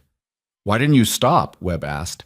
"I mean, at some point the odds say, oh, the odds don't know you, don't know your parents, don't know you're engaged to be married next month." Sarah's voice softened. "And I figured if you'd survived the helicopter crash, you deserved someone willing to fight as hard to keep you breathing as you fought to stay alive." Mrs. Webb was crying again, silent tears that she didn't bother wiping away. Mr. Webb cleared his throat. "We heard you're leaving, going back to military service." "Maybe. Still deciding. Can I give you some advice?" Webb's voice was rough from intubation but steady. Take it, go back, because there are going to be more helicopters that crash. More soldiers who need someone who won't give up on them. And you're too good at this to hide in a place where people don't see what you're capable of. You sound like Admiral Keating. The Admiral's smart. Webb smiled slightly. Also, my mom will never forgive you if you don't at least come to my wedding after literally bringing me back from the dead. So there's that pressure too. Sarah found herself smiling despite everything. When is it? June 15th, assuming I'm out of this bed by then. You will be. Your neurofunction is good, your cardiac rhythm is stable, and your lungs are clearing faster than expected. Sarah checked the IV line out of habit. You'll be dancing at your wedding, maybe not well, but you'll be there. Webb laughed, then winced because laughing hurt. I'm going to hold you to that, Commander. Just Sarah. No, ma'am. You brought me back. That earns you the title. His expression grew serious. Thank you. I know everyone's been saying it, but I need you to hear it directly from me. Thank you for not giving up. Thank you for being the kind of person who fights even when the monitors say there's nothing left to fight for. Sarah's throat tightened. You're welcome. She left before the emotion could crack her professional mask, walking quickly through ICU corridors until she found an empty supply closet where she could breathe without an audience. Her phone rang. Admiral Keating. I assume Morrison made you an offer? The Admiral said without preamble. He did.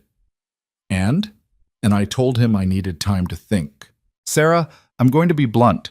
Morrison's offer is a consolation prize. It's a better title with marginally more authority in the same system that's been wasting your talent for over a year. What I'm offering is a chance to actually change things. What you're offering is a chance to get pulled back into deployments, Sarah countered. Don't insult my intelligence by pretending otherwise. Keating was quiet for 3 seconds. You're right. Eventually, there will be situations where I need someone with your skill set in the field. But that's not the primary function of this position. The primary function is building a training program that raises the standard for every military medical professional we deploy. That's the legacy, Sarah. Not the occasional emergency deployment, the thousands of soldiers who come home alive because you taught their doctors how to keep them breathing. Sarah closed her eyes. I need the full 24 hours. You have it. But Sarah, whatever you decide, make sure you're choosing what you actually want instead of what feels safest. The call ended. Sarah stood in the supply closet surrounded by bandages and IV kits and all the mundane tools of medicine that somehow added up to saving lives or losing them depending on who was holding them. Her phone buzzed. A text from Linda. Press is here. Lots of cameras. Chief Morrison is doing a statement in 20 minutes. Thought you should know. Sarah swore quietly and headed for the stairs. The hospital's main lobby had transformed into a media circus. Reporters with cameras, microphones, and the hungry expressions of people who smelled blood in the water. Chief Morrison stood near the information desk in a fresh suit, flanked by the hospital's PR director and a lawyer Sarah recognized from the legal department. Dr. Hale stood off to the side, looking like a defendant waiting for sentencing. Sarah slipped into the crowd near the back, trying to stay invisible out of habit. Morrison stepped up to a makeshift podium someone had set up. Thank you all for coming. I have a brief statement regarding yesterday's events and our response moving forward. The cameras focused. Yesterday, St. Catherine's Medical Center responded to a mass casualty incident involving a military helicopter crash. 6 critically injured service members were brought to our emergency department. Thanks to the exceptional work of our medical staff, all 6 patients survived and are currently receiving ongoing care. A reporter raised her hand. Chief Morrison, is it true that one of your nurses is actually a decorated military trauma commander? Morrison's expression didn't change. Commander Sarah Reeves is a highly skilled medical professional who served 12 years in the Navy before joining our staff 14 months ago. Why wasn't her military background disclosed earlier? Commander Reeves' employment application listed her credentials. Her choice to downplay her military service was a personal one that we respected. But don't you think— Next question, Morrison cut in smoothly. Another reporter, male, aggressive. We've received information that your chief of trauma surgery, Dr. Marcus Hale, was physically dismissive toward Commander Reeves. Can you comment on that? The lobby went silent. Morrison's jaw tightened slightly. We take all personnel issues seriously. Dr. Hale and I have had extensive conversations about professional conduct and workplace culture. We are committed to ensuring St. Catherine's is an environment where all staff members are treated with respect. Is Dr. Hale being disciplined? Personnel matters are confidential. But the documentary footage shows a high-stress emergency situation, Morrison interrupted. Context matters. And I'm not going to discuss specific personnel actions in a press conference. Sarah felt someone move beside her, Admiral Keating appearing from nowhere like she'd been trained to do. You should get out of here, the Admiral said quietly. This is about to get ugly. I should face it. You don't owe these people anything. Let Morrison handle the PR disaster. You focus on making your decision. Before Sarah could respond, a reporter in the front row stood. I have a question for Commander Reeves. Every camera in the lobby swiveled, hunting for her. Sarah's spine straightened automatically. Old training kicking in. When they find you, you face them with your head up. I'm here, she said, her voice carrying across the lobby. The reporters surged toward her like a wave breaking on rocks. Morrison tried to redirect them, but the story had shifted. It wasn't about hospital policy anymore. It was about the quiet nurse who'd been hiding in plain sight. Commander Reeves, why did you leave military service? Can you confirm you received the Navy Cross? Are you returning to active duty? Did Dr. Hale create a hostile work environment? The questions came too fast to answer, overlapping and aggressive.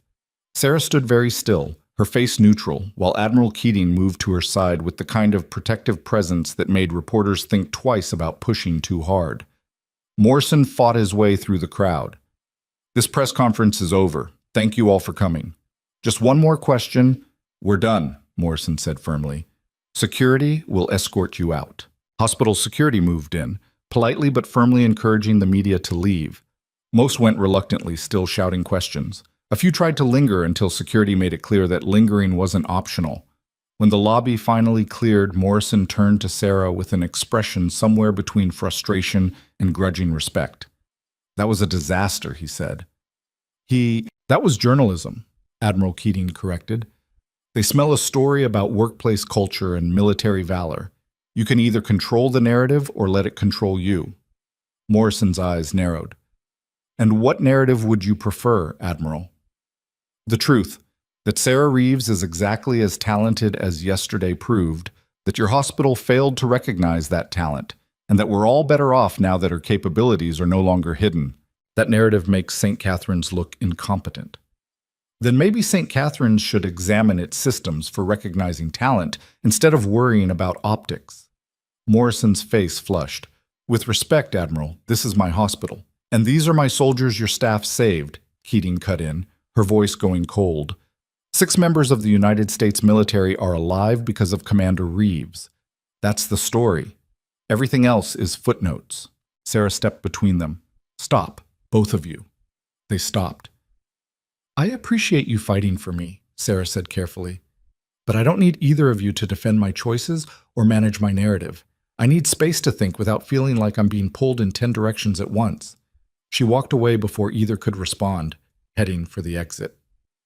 Jenny Moss was waiting outside in the morning sunlight, holding 2 coffee cups and looking like she'd been there for hours. That looked fun, Jenny said, handing Sarah a cup. Definition of fun needs work. Sarah took the coffee, grateful for something to do with her hands. They walked to a bench in the hospital's exterior courtyard, a small patch of green that landscaping tried to make look peaceful despite the ambulance bay being 50 feet away.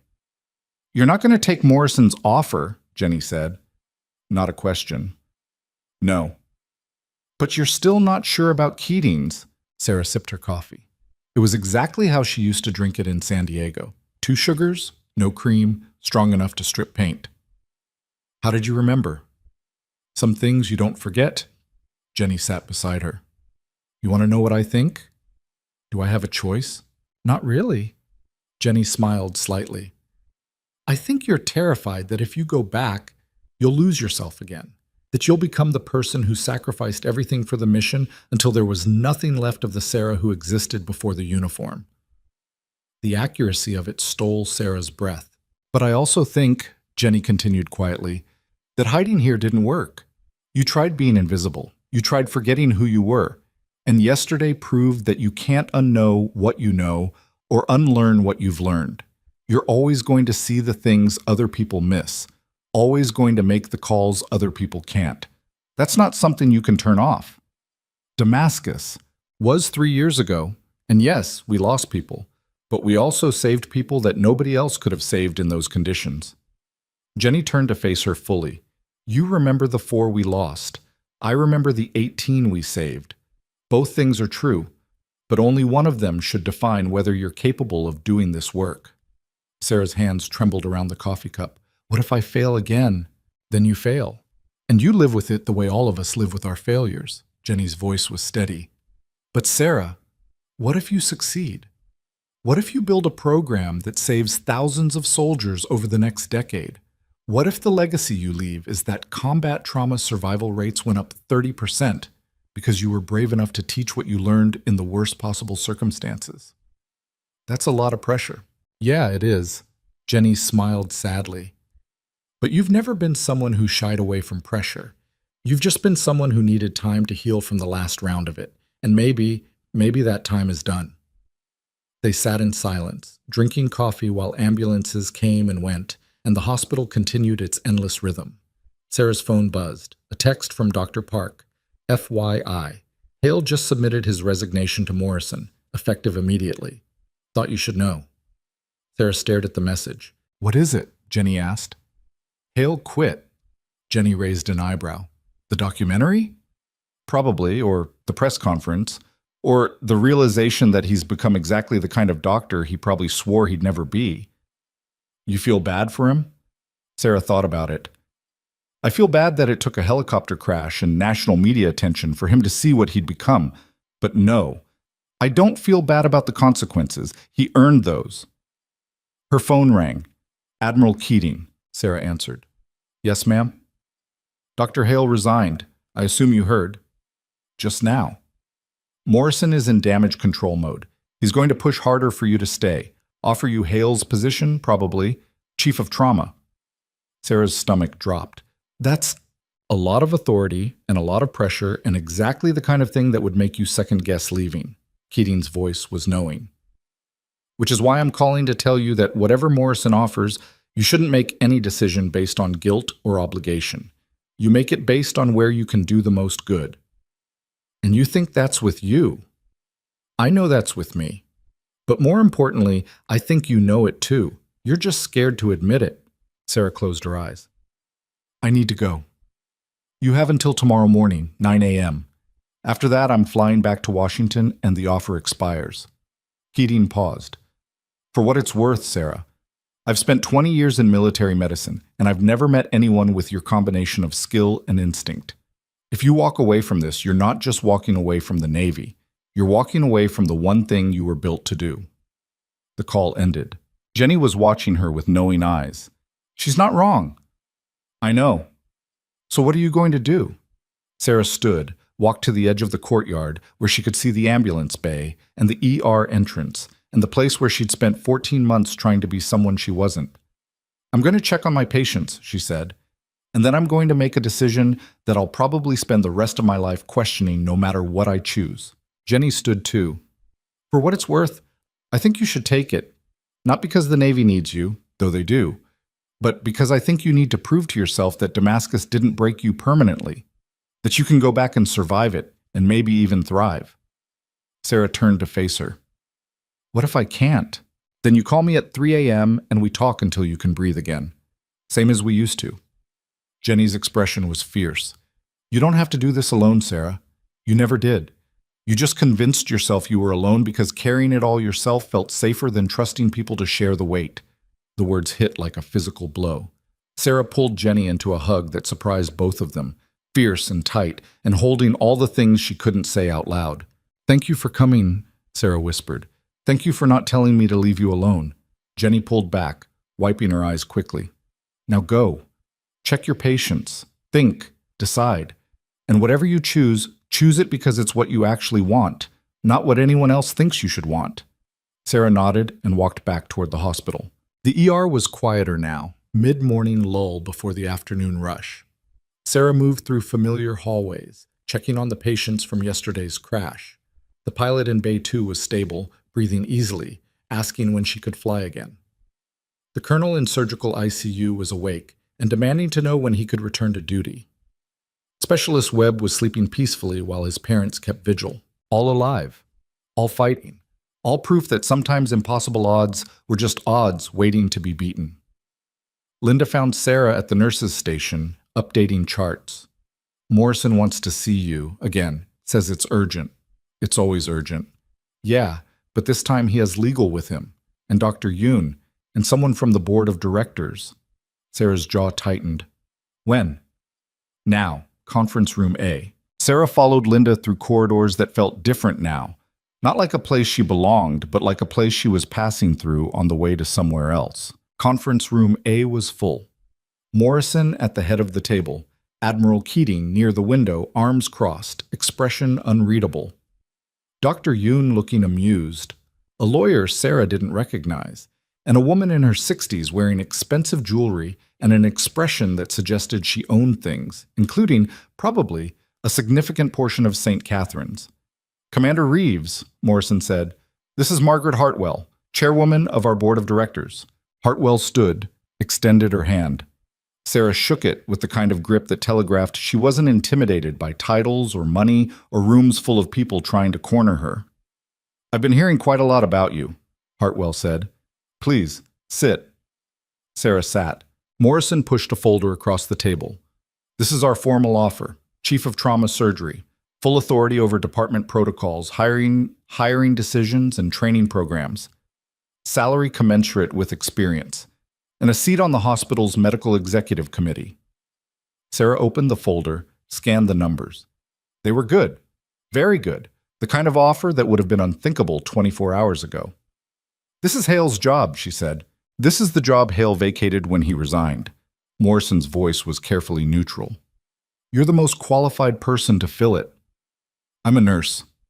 You're a Navy trauma commander with 12 years of field experience and credentials that exceed most of our surgical attendings. Hartwell leaned forward. And yesterday you proved you can run a trauma response better than anyone currently on our staff. We'd be fools not to recognize that. Sarah looked at Admiral Keating. You knew about this. I was informed 30 minutes ago, Keating said evenly. I told them they were wasting their time. Because you've already decided I'm taking your offer, Sarah said. No, because I think you've already decided. You're just going through the motions of considering alternatives so you don't feel like you made a rash decision. The room went very quiet. Sarah stood, the chair scraping against the floor.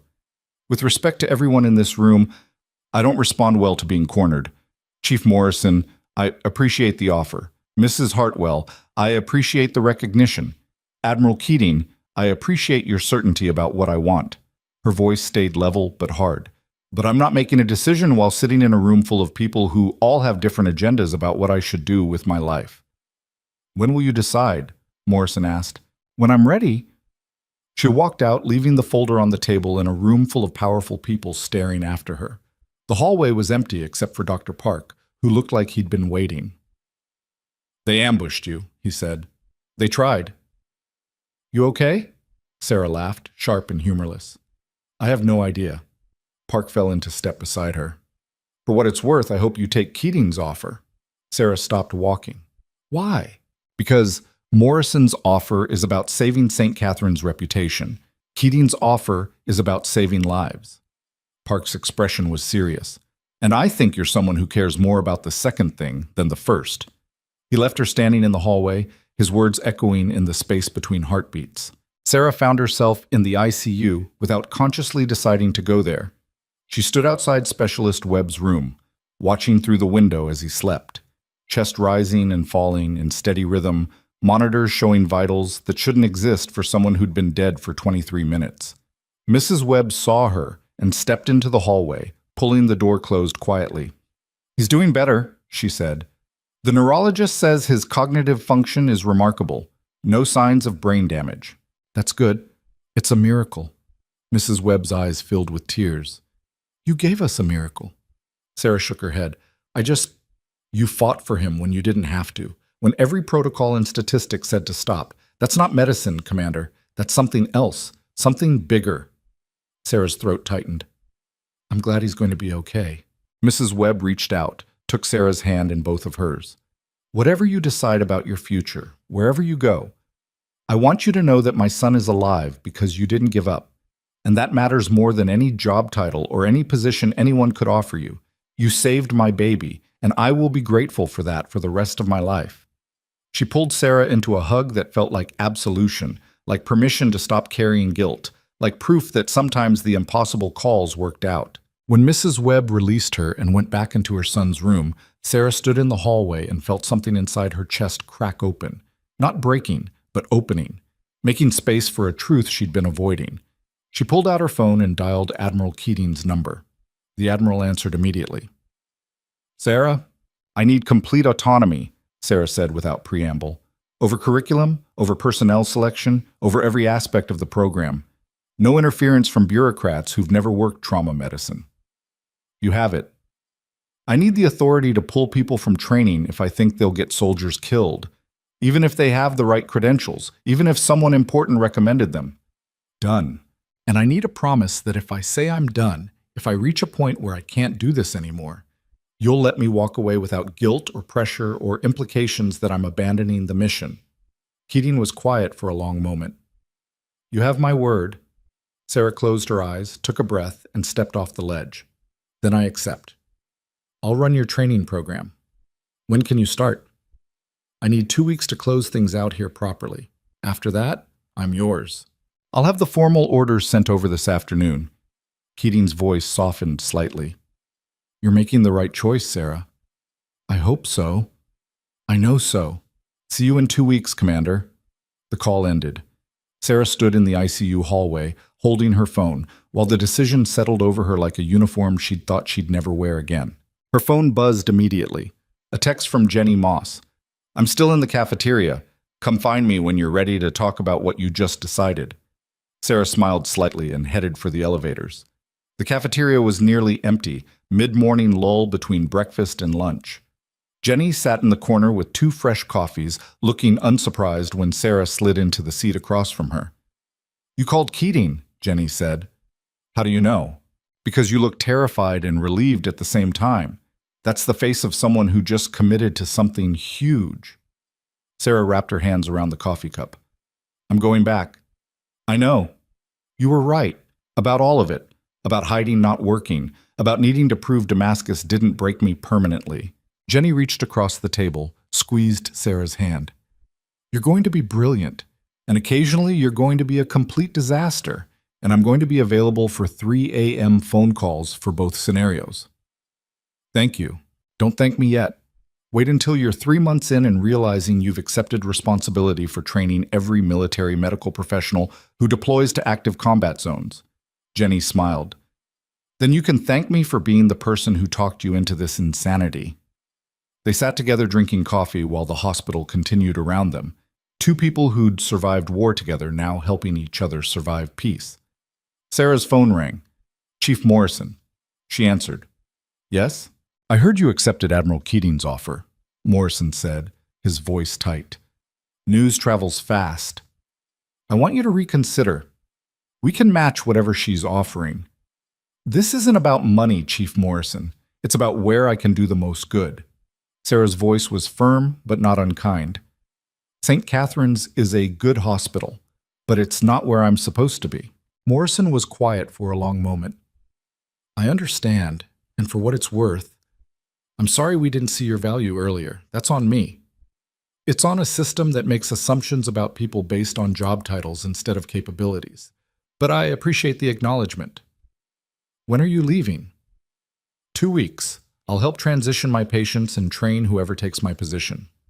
"Understood. And Sarah, thank you for yesterday, for everything." The call ended. Jenny was watching her with knowing eyes. "You okay?" "I will be." Sarah finished her coffee, set down the cup. "I need to do something. Can you wait here?" "I've got nowhere else to be." Sarah walked back to the ER, found Linda at the nurse's station, and pulled her aside. "I'm leaving in 2 weeks," Sarah said. "Taking a position with the Navy." Linda's eyes went wide. "The Admiral's offer." "Yeah, good. I mean, we're going to miss you desperately, but good. You belong somewhere bigger than this." Linda pulled her into a quick hug. I'm going to tell everyone you trained me personally so I can ride your coattails when you become famous. Sarah laughed despite herself. Deal. She spent the rest of the day checking on patients, updating charts, doing the mundane work of medicine that somehow felt sacred now that she knew she was leaving. Every IV check, every medication review, every quiet moment with patients who had no idea the woman in scrubs was about to change the trajectory of military medicine. At 6 p.m., her shift ended. Sarah changed out of her scrubs for the last time as just another nurse, pulled on civilian clothes, and walked out through the ER entrance, where she'd arrived 14 months ago, hoping to disappear. Dr. Park was waiting by her car.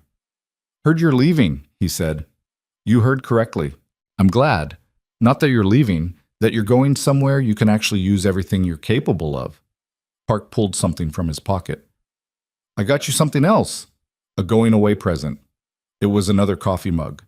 This one said, World's Most Overqualified Nurse. Sarah took it, felt her eyes sting with unexpected emotion. Thank you. Go save the world, Commander, or at least teach people how to save parts of it. He left before she could respond, walking back toward the hospital, where he'd keep working and keep fighting and keep being one of the good ones. Sarah got in her car, set the mug in the cup holder next to the first one he'd given her, and sat in the parking lot while the sun set over Portland and her old life ended and her new one waited.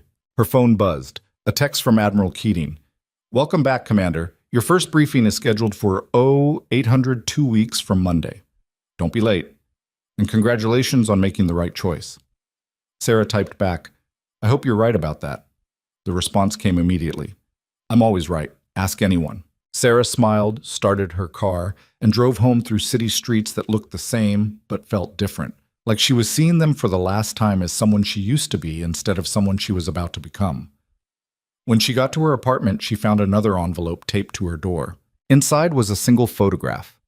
Sarah in military dress uniform, standing beside Captain Jenny Moss outside a field hospital in Damascus, both of them exhausted and bloodied and smiling like they'd just won a war instead of barely survived a shift. On the back, in Jenny's handwriting, This is who you are. Don't forget it. Sarah taped the photo to her bathroom mirror where she'd see it every morning, a reminder of battles fought and survived and the ones still coming. She slept deeply that night for the first time in 3 years, and when she woke the next morning, she didn't feel like someone running from her past. She felt like someone finally running toward her future. The next 2 weeks passed in a controlled blur. Sarah trained her replacement, a former Army medic named Rivera, who understood combat medicine and didn't need explanations about why certain protocols mattered. She said goodbye to patients, to nurses, to the residents who'd learned to trust her instincts even when they didn't understand them. Dr. Hale sent her a letter, handwritten, 3 pages long, full of apologies and realizations that came too late to change anything but might eventually change him. Sarah read it once, filed it away, and moved forward. The documentary aired 5 days before she left. Sarah didn't watch it, but Jenny did and called her immediately after. They made you look like a superhero, Jenny said, and Hale looked like a cautionary tale. It's going to be required viewing in medical schools for the next decade. Great, Sarah said flatly. That's exactly the legacy I wanted. Too late now. You're famous. Deal with it.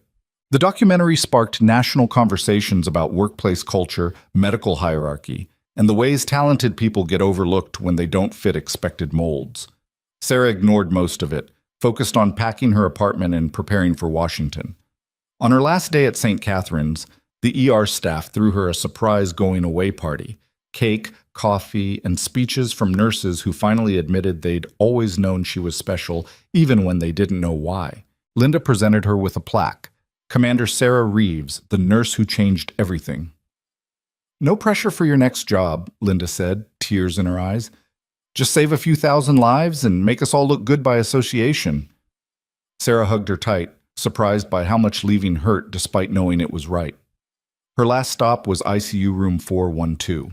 Specialist Webb was sitting up, eating solid food, his parents beside him looking like they'd aged backward from relief. When he saw Sarah, he tried to stand until his mother pushed him back down. Commander, he said, I heard you're leaving. Tomorrow morning. Going to save more people like you saved me. Going to try. Webb's father stood, extended his hand. Sarah shook it firmly. Our son gets to have a life because of you, Mr. Webb said, his voice thick. Gets to get married, have kids someday, grow old. That's everything, and we will never forget what you gave us. Mrs. Webb pressed something into Sarah's hand, a small card with their contact information and a photo of Webb in his dress uniform, smiling and whole. So you remember why this matters, she said. When the work gets hard and you wonder if you made the right choice, you look at that picture and remember that boy is breathing because you didn't give up. Sarah's vision blurred. I won't forget. She left the ICU, walked through the hospital one last time, and drove away from St. Catherine's as the sun set over Portland, painting the sky in colors that looked like endings and beginnings happening simultaneously. When she got home, there was a car parked outside her building. Military plates. Admiral Keating stepped out in civilian clothes this time, looking less like a two-star admiral and more like someone who understood what it meant to make impossible choices. Thought you might want company your last night in Portland, Keating said. I'm not much for company right now. I brought scotch, good scotch, the kind that makes conversations easier. They went upstairs to Sarah's mostly empty apartment, sat on the floor because she'd already packed her furniture and drank scotch while the city lights flickered outside. You ready for this? Keating asked. No. Good. Means you're taking it seriously. The Admiral poured another drink. I'm going to ask you something, and I need you to answer honestly. Are you coming back because you want to, or because everyone convinced you that you should? Sarah was quiet for a long moment. Both. And I don't know if that's good enough. It's more honest than most people manage. Keating raised her glass. To honest doubt. May it keep you sharp and prevent you from becoming the kind of leader who thinks they have all the answers. They drank. Damascus still haunts you, Keating said. Not a question. Every day. It should. The day it stops haunting you is the day you've lost the thing that makes you good at this. The understanding that every decision has weight, that lives are fragile, that sometimes your best isn't enough but you have to try anyway. Sarah stared into her glass. What if my best isn't enough again? Then you live with it, same as the rest of us. Keating's voice was steady. But Sarah, the alternative is doing nothing, and I don't think you're built for nothing. They sat in silence while the scotch burned and the night deepened, and Sarah felt the last pieces of her old life falling away. At midnight, Admiral Keating stood to leave. Your flight is at 0900. Don't be late. Yes, ma'am. Keating stopped at the door, turned back. One more thing. You're going to fail sometimes. You're going to lose patience, make wrong calls, second-guess yourself at 3 a.m. And when that happens, you call me, or Jenny, or Park, or anyone who understands that doing this work means carrying weight that never fully disappears. Her expression softened. You don't have to carry it alone anymore, Sarah. That's the difference between now and Damascus. You're not alone. She left. Sarah finished her scotch, walked to her bathroom mirror, and looked at the photograph taped there. Her younger self standing beside Jenny, both of them alive despite impossible odds, both of them smiling despite everything they'd seen. Don't forget, she whispered to her reflection. She went to bed in her empty apartment, set her alarm, and dreamed of helicopters and trauma bays and the sound of monitors flatlining before steady hands brought them back. When she woke at 600, sunlight was streaming through her windows and her phone was buzzing with messages. One from Jenny. Proud of you. Call me when you land. One from Linda. The ER isn't the same without you. Go be amazing. One from Specialist Webb. Thank you for my life. I won't waste it. And one from a number she didn't recognize. Sarah opened it. The message was simple, 4 words that made her blood run cold. Damascus wasn't your fault. Attached was a file. Classified documents, incident reports from that day 3 years ago, equipment failure logs, communications records showing the delayed air support, and a final note from the investigator who'd reviewed the case. Medical personnel performed beyond expected capability, given available resources. No negligence found. All losses attributed to equipment failure and delayed evacuation support outside medical team control. Sarah stared at the documents she'd never been allowed to see, the truth she'd never been given, the absolution she'd spent 3 years believing she didn't deserve. Her phone rang. Captain Jenny Moss. Did you send this? Sarah asked. I've had those files for 2 years, Jenny said quietly. I was waiting for the right time to show you. Figured your last morning in Portland before starting a new chapter was as right as it gets. Why didn't you show me sooner? Because you weren't ready to believe it. You needed to blame yourself because blaming the system felt like letting yourself off too easy. Jenny paused. But you're going back now. And you can't lead people if you're still carrying guilt for things that were never your fault. So I'm giving you permission to let it go. Damascus wasn't on you, Sarah. It was just war being what war is. Brutal and unfair and completely indifferent to how hard you try. Sarah's hands were shaking. I spent 3 years. I know. And now you get to spend the next 3 years and all the years after that doing the work without carrying weight that was never yours to carry. The call ended. Sarah sat in her empty apartment, holding her phone, while 3 years of guilt cracked apart and fell away like armor she'd been wearing so long she'd forgotten what it felt like to stand without it. At 800, she loaded her car with the last of her belongings and drove to the airport. At 900, her flight took off from Portland, carrying her toward Washington and a future she'd tried to run from and was now choosing to embrace. At 1400 Eastern Time, she landed at Reagan National and found Admiral Keating waiting at the gate with 2 Navy officers flanking her. "Welcome home, Commander," Keating said. Sarah straightened her spine, felt the weight of the title settle across her shoulders like it had never really left, and rendered a salute that was perfect despite 14 months of civilian life. "Reporting for duty, ma'am." Keating returned the salute. "Good. Because we have work to do. Your first class of medical officers arrives Monday morning. 35 Navy doctors who think they know trauma medicine because they read textbooks. You have 8 weeks to teach them what you learned in 12 years of combat zones. 8 weeks isn't enough, which is why you're going to be brilliant at figuring out how to make it enough." Keating started walking toward the baggage claim. "And Sarah, before you ask, yes, this is going to be hard. Yes, you're going to doubt yourself. Yes, there will be moments when you wonder if you made the right choice coming back." Sarah fell into step beside her. And then you'll remember Specialist Webb breathing when he shouldn't be breathing. And you'll teach the next generation of military doctors how to fight for that breath, how to see what others miss, how to make impossible calls and live with the outcomes. Keating's voice was firm. "Because that's who you are, Sarah Reeves. Not the quiet nurse who hid for 14 months, not the broken combat veteran who ran from Damascus. You're the person who brings people back from the dead and teaches others how to do the same." They walked through the airport together, Admiral and Commander, while travelers rushed past and announcements echoed and Sarah Reeves stepped fully into the future she'd been running from. Her phone buzzed one last time. A text from an unknown number, sent from a Portland area code. "This is Dr. Marcus Hale. I saw the documentary. I saw what I became. I'm in therapy now, starting over. Trying to be the doctor I thought I was instead of the one cameras showed me to be. Thank you for holding up a mirror I didn't want to look into. It saved me before I destroyed anyone else. MH." Sarah didn't respond.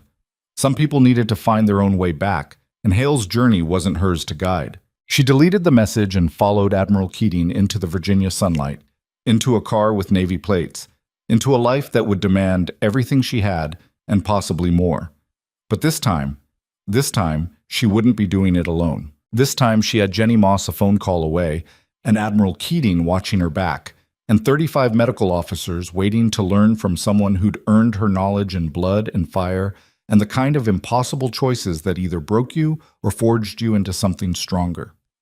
The car pulled away from the airport, heading toward Bethesda and the Naval Medical Center where her new office waited. Sarah looked out the window at the city passing by, at the monuments and memorials built for people who'd served and sacrificed, and felt something inside her chest that had been locked tight for 3 years finally, fully open. Not healed, not whole, but ready. Ready to teach, ready to lead, ready to prove that Damascus hadn't broken her. It had just been the price of learning lessons nobody should have to learn, but someone needed to pass on. Her phone buzzed again, Admiral Keating's text. "Your office is ready. Your first briefing is at 800 tomorrow. And Sarah, welcome back to the fight." Sarah typed back, "Glad to be here." And for the first time in 3 years, she meant it. The car turned onto Wisconsin Avenue, carrying her toward a future that would be difficult and demanding and possibly impossible. But Sarah Reeves had spent her entire career making the impossible look manageable. And she wasn't about to stop now. The Naval Medical Center rose against the Virginia skyline like a monument to precision, all clean lines and purpose-built efficiency. Sarah stepped out of the car and felt the weight of 14 months of civilian anonymity slide off her shoulders like a coat she'd outgrown. Admiral Keating led her through security checkpoints where guards saluted without question, down corridors where officers stepped aside automatically, into an elevator that climbed to the 4th floor where the Office of Combat Medical Training occupied an entire wing. "Your predecessor lasted 6 months," Keating said as they walked. "Couldn't handle the pressure. Kept trying to teach by PowerPoint instead of practical application." What happened to him? Reassigned to a desk job in logistics where his inability to make hard calls can't get anyone killed. Keating stopped at a door marked Director, Combat Trauma Training. "This is you." The office was larger than Sarah expected. Windows overlooking the Potomac, a desk that looked military regulation but comfortable, and walls covered with maps of every active theater where Navy medical personnel were deployed. A whiteboard dominated one wall, already filled with names and rotation schedules Sarah didn't recognize yet. On the desk sat a single folder marked Immediate Attention. Sarah opened it and felt her stomach drop. Inside were medical evaluations for the 35 officers scheduled to start training Monday. But someone had flagged 7 of them with red tabs. Sarah read the notes attached and understood why. Questionable decisions under pressure, personality conflicts with command staff, one formal reprimand for freezing during a simulation. "These are the problem cases," she said. "These are the cases nobody else wanted to deal with," Keating corrected. "High potential, but damaged goods. The kind of people who might become exceptional trauma surgeons or might collapse completely the first time bullets start flying." She paused. "I need you to figure out which ones are salvageable and which ones are liabilities waiting to happen." "That's a lot of responsibility." "That's the job." Keating moved to the window. "You have 8 weeks to turn 35 medical officers into people who can keep soldiers breathing in conditions most civilian doctors would run from. Some of them will thrive, some will wash out. And a few," she gestured to the red-flagged files, "will surprise you by being exactly what we need once someone actually sees past their damage." Sarah thought about 14 months of being overlooked at St. Catherine's. "You're giving me the people everyone else dismissed. I'm giving you the people who remind me of you, talented, difficult, carrying weight nobody asked them about." Keating turned from the window. "Think you can handle it?" "I don't know." "Good. Certainty makes you complacent. Doubt keeps you sharp." The Admiral headed for the door. "Your assistant is Captain Rodriguez. Former field medic, 3 deployments, doesn't tolerate excuses. She'll brief you at 700 tomorrow. Get some sleep, Commander. Monday's going to be brutal." Keating left. Sarah stood alone in her new office, surrounded by maps of war zones and files full of broken people, and wondered if she'd made a catastrophic mistake. Her phone buzzed, a text from Jenny Moss. "How's the new office? Does it have that fresh despair smell, or is it more of a recycled anxiety vibe?" Sarah typed back. "Both. Send help." Jenny's response came immediately. "You don't need help. You need to remember you've done harder things than this. Now stop catastrophizing and go find somewhere to sleep that isn't your office floor." Sarah smiled despite herself and left to find base housing.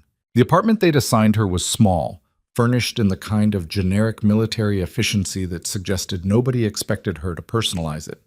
Sarah unpacked her single suitcase, set the coffee mugs from Dr. Park on the counter, and taped the Damascus photograph to the bathroom mirror before exhaustion caught up with her. She slept badly, dreaming of helicopters and flatline monitors and young soldiers asking why she'd given up on them. At 6:30, her alarm dragged her back to consciousness. She showered, dressed in Navy working uniform that felt simultaneously foreign and familiar, and walked across the base to her office as the sun rose over buildings where people learned to save lives or learned they couldn't handle the pressure. Captain Rodriguez was waiting outside her office at 0650, a woman in her early 40s, Puerto Rican, with eyes that had seen things and a posture that telegraphed she wouldn't waste time on pleasantries. "Commander Reeves," Rodriguez said, not quite saluting because they were indoors. "I'm your assistant, your reality check, and occasionally your conscience when you're about to make decisions at 3 a.m. that you'll regret by sunrise." Sarah blinked. "That's unusually direct." "Direct is efficient. You want someone who'll blow smoke, hire a PR officer, You want someone who'll tell you when your training plan is garbage. That's me. Rodriguez opened the office door. Coffee? Please? Rodriguez poured 2 cups from a machine that looked new, handed Sarah one that was exactly how she liked it despite never having told anyone her preferences. How did you... Captain Moss sent your coffee specs 3 days ago, along with a very detailed email about your work habits, stress indicators, and the warning signs that you're about to burn out and try to hide it. Rodriguez pulled out a tablet. We're going to get along fine as long as you remember I've already read your file and I'm not impressed by medals. I'm impressed by results. Sarah found herself liking this woman immediately. The 35 officers start Monday at 0800, Rodriguez continued. But you have a problem starting in approximately 3 hours. What problem? Dr. Marcus Hale called the base commander yesterday, said he's filing a formal complaint about the documentary footage, claims it was edited to make him look worse than he actually was, and that you coordinated with the film crew to damage his reputation. Sarah's coffee cup stopped halfway to her mouth. That's insane. That's Marcus Hale apparently deciding that owning his mistakes is harder than blaming someone else for exposing them. Rodriguez pulled up an email on her tablet. The base commander wants to meet with you at 1,000 hours to discuss the situation. This is harassment. This is a desperate man trying to salvage a reputation he destroyed himself. Rodriguez's expression was flat. But you still have to deal with it professionally, which means meeting with Commander Walsh and explaining exactly what happened without sounding defensive. Sarah set down her coffee. Does Walsh believe Hale's complaint? Walsh is career Navy. He believes documentation and evidence, which is why I've already compiled every piece of footage from that day, every witness statement from St. Catherine's staff, and a timeline that proves you had 0 contact with the documentary crew until after the mass casualty incident. Rodriguez handed Sarah the tablet.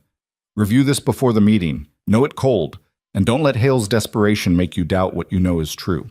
Sarah scanned the compiled evidence. It was thorough, organized, and devastating to Hale's claims. Thank you. Don't thank me yet. This gets worse. Rodriguez pulled up another file. Hale also contacted 3 of the officers scheduled for your training class. Told them you're a loose cannon who doesn't follow protocol and that training under you would be career suicide. Sarah's jaw tightened. Did any of them withdraw? 2 are reconsidering. 1, Lieutenant Commander David Foster, already submitted a transfer request. Rodriguez's voice was carefully neutral. He's one of your red-flagged cases. History of freezing under pressure but high technical skill. Hale convinced him you'd wash him out on day 1. Can I talk to him? He's on base, but Sarah... Rodriguez's use of her first name made Sarah look up. You need to be careful here. Hale's trying to poison your program before it starts. And if you come across as desperate to keep Foster, it looks like Hale was right about you being unprofessional. Sarah stood, paced to the window. So I'm supposed to just let Hale sabotage my work? You're supposed to document everything, stay professional, and let Hale's own behavior destroy him. Rodriguez moved beside her. People like Hale always overreach, always push too hard. Your job is to be the steady one while he melts down in public. Sarah's phone rang. Admiral Keating. I heard about Hale's complaint, Keating said without preamble. Ignore it. Walsh will see through it. He's contacting my officers, trying to convince them not to train with me. Then he's interfering with military operations, which is a line even desperate civilians don't cross without consequences. Keating's voice went cold. I'll handle Hale. You focus on preparing for Monday. Admiral, with respect, that wasn't a suggestion, Commander. Hale is my problem now. Yours is turning 35 medical officers into people who can work trauma in combat zones. Don't let his noise distract you from that mission. The call ended. Rodriguez was watching Sarah with evaluating eyes. You wanted to fight him yourself. He's attacking my credibility. He's attacking his own credibility. You just can't see it yet because you're too close. Rodriguez pulled up another file on her tablet. This morning, 3 different medical journals contacted the base asking for interviews about your training program. 2 major news networks want to do features about the documentary and what happened at St. Catherine's, and the Navy Times is running a profile on you next week titled, The Commander Who Came Back from the Dead. Sarah stared at the screen. I didn't authorize any of this. You didn't have to. You became a story the moment that documentary aired. And stories have momentum. Rodriguez's expression was knowing. Hale's trying to fight that momentum with complaints and accusations. But momentum doesn't care about complaints. It just keeps moving forward and crushes anyone stupid enough to stand in its way. At 1,000 hours, Sarah walked into Commander Walsh's office expecting hostility and found something worse. Pity. Walsh was mid-50s, career Navy officer with a desk full of family photos and a face that suggested he'd seen every type of personnel issue imaginable. He gestured for Sarah to sit without standing himself. Commander Reeves, I've received a formal complaint from Dr. Marcus Hale alleging you coordinated with a documentary film crew to damage his professional reputation. That's false, sir. Walsh pulled out a folder thicker than Sarah expected. I know. I've reviewed every piece of evidence Captain Rodriguez compiled. I've watched the raw footage. I've read statements from 17 staff members at St. Catherine's. He closed the folder. Dr. Hale's complaint is baseless and appears to be an attempt to deflect from his own documented behavior. Relief washed through Sarah. Then, however, Walsh cut her off. I'm concerned about the media attention this situation is generating. The Navy doesn't need another public relations incident involving workplace harassment and medical personnel. With respect, sir, I didn't create this situation. I responded to a mass casualty incident using my training. You also accepted a high-profile position immediately after becoming the center of a national news story that shows either extremely good timing or questionable judgment. Walsh's expression was unreadable. Which is it, Commander? Sarah met his eyes. It shows that I'm the right person for this job regardless of when the documentary aired. Are you? Because training combat medical officers requires discretion, stability, the ability to function without media scrutiny. Walsh leaned back. What I'm seeing is someone who's been thrust into a spotlight they didn't ask for and may not be equipped to handle. I've handled combat zones, sir. I think I can handle reporters. Combat zones have clear enemies and defined objectives. Media attention is messier. Walsh pulled out another document. I'm putting you on probationary status for your first training cycle. You perform well, this complaint disappears from your record.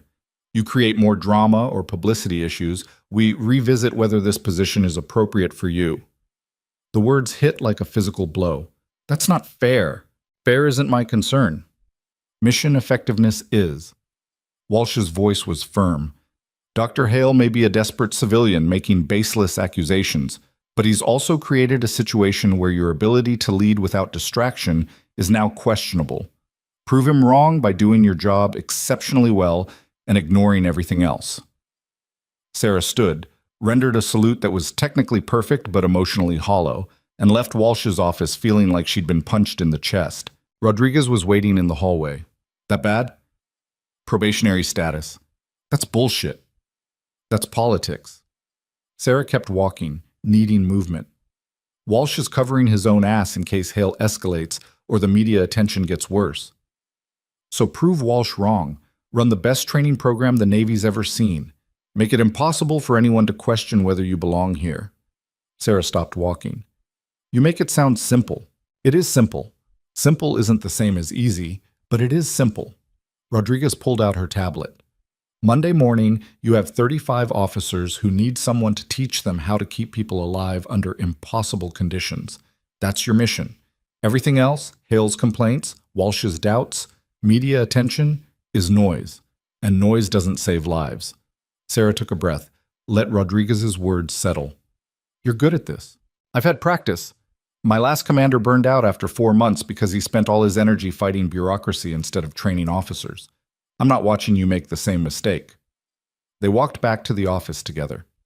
Sarah spent the rest of the day reviewing files, designing the first week's training schedule, and trying not to think about Marcus Hale sabotaging her program before it started. At 1800 hours, her phone buzzed. A text from an unknown number.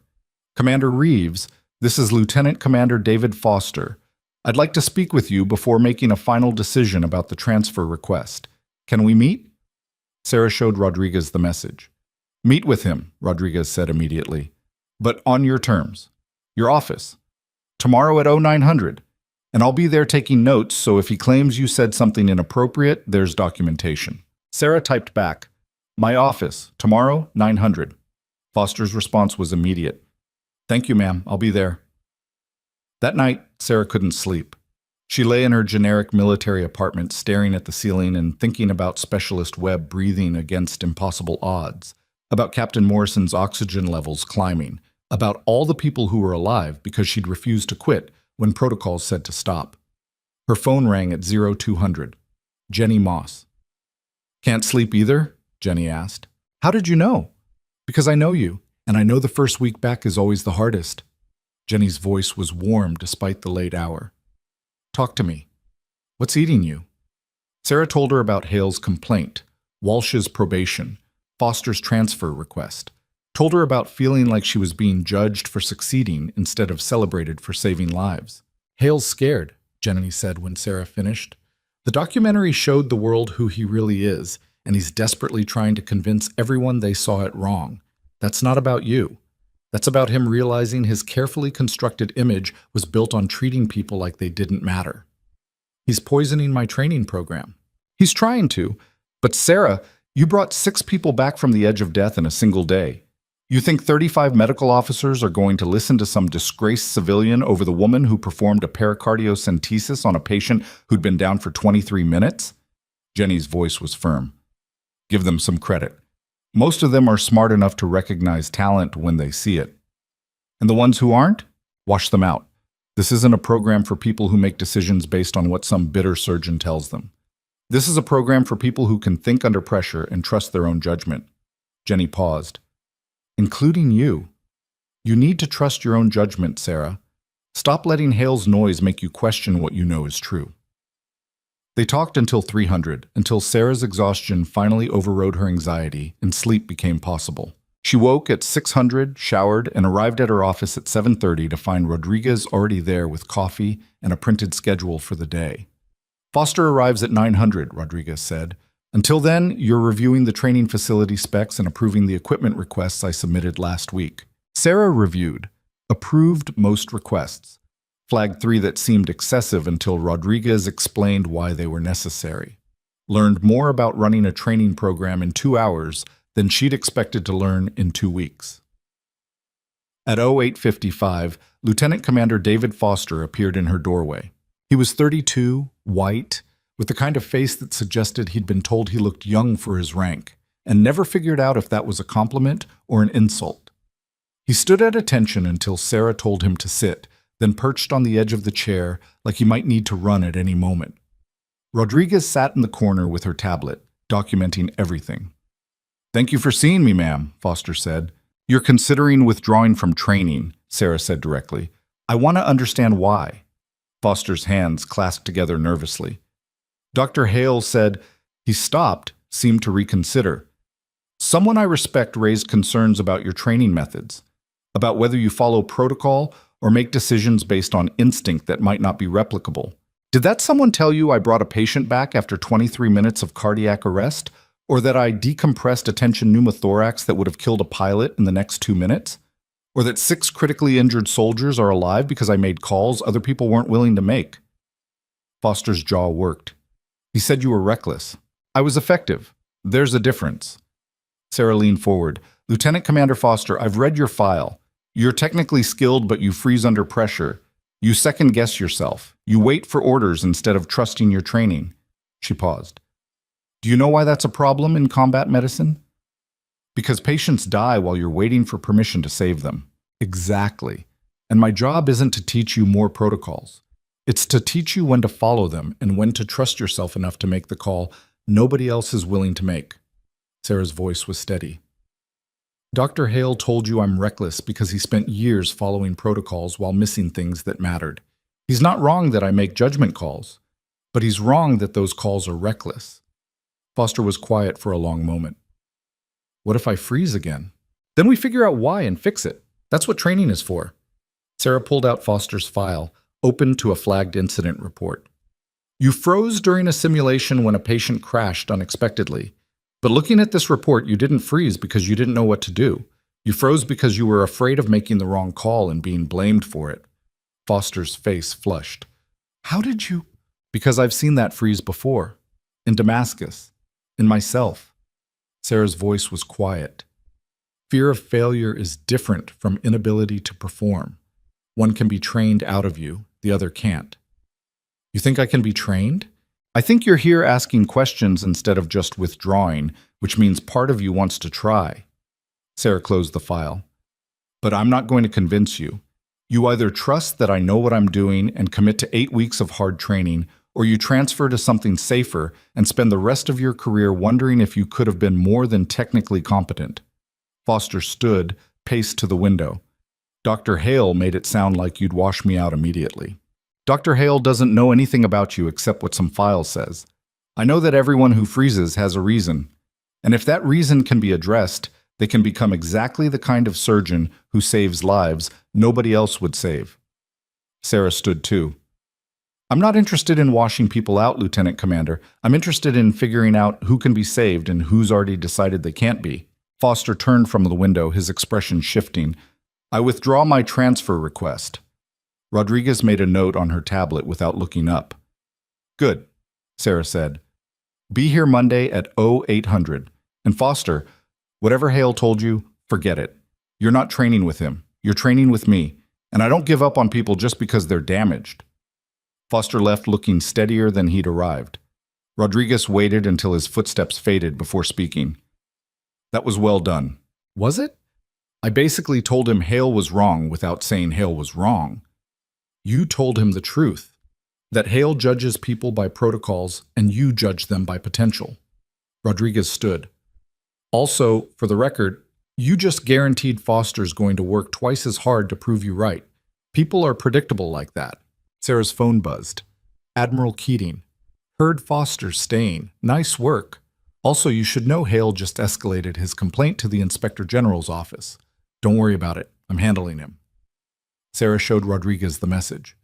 Escalating to the IG is desperate, Rodriguez said. It means his initial complaint didn't get traction, and now he's throwing everything at the wall, hoping something sticks. What if something does stick? Then the investigation will show exactly what Walsh's review showed, that you did nothing wrong, and Hale's trying to blame you for consequences he created himself. Rodriguez's voice was certain.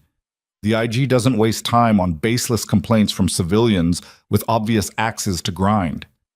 Sarah wanted to believe that, wanted to trust that the system would protect people who did nothing wrong. But she'd been in the military long enough to know that sometimes the system protected itself first and sorted out justice later. The weekend passed in a blur of preparation. Sarah designed practical exercises, reviewed equipment, and tried not to obsess over what Marcus Hale was telling investigators about her. Sunday night, she got a call from Dr. Park. I thought you should know, Park said carefully. Hale's been contacting people at St. Catherine's, asking them to make statements supporting his version of what happened. Is anyone cooperating? Linda told him to go to hell. Bradford laughed at him. Even Morrison refused to engage. Park paused. But Sarah, he's not going to stop. He's spiraling. Losing everything he built makes some people reflective, makes others desperate to drag everyone else down with them. I can't control what he does. No, but you can control how you respond. And the best response is succeeding so completely that his complaints look even more pathetic by comparison. They talked for another 20 minutes before Sarah forced herself to sleep. Monday morning arrived with the weight of inevitability. Sarah stood in the training facility at 0730, watching 35 medical officers file in and take seats in the classroom she'd spent 3 days organizing. They were young, most in their late 20s or early 30s, and they looked at her with expressions ranging from curious respect to barely concealed skepticism. Foster sat in the back row, his posture suggesting he was ready to prove something. The 7 red-flagged cases were scattered throughout the room, each one carrying damage that previous commanders had documented without fixing. At exactly 800, Sarah stepped to the front of the classroom. I'm Commander Sarah Reeves, she said without preamble.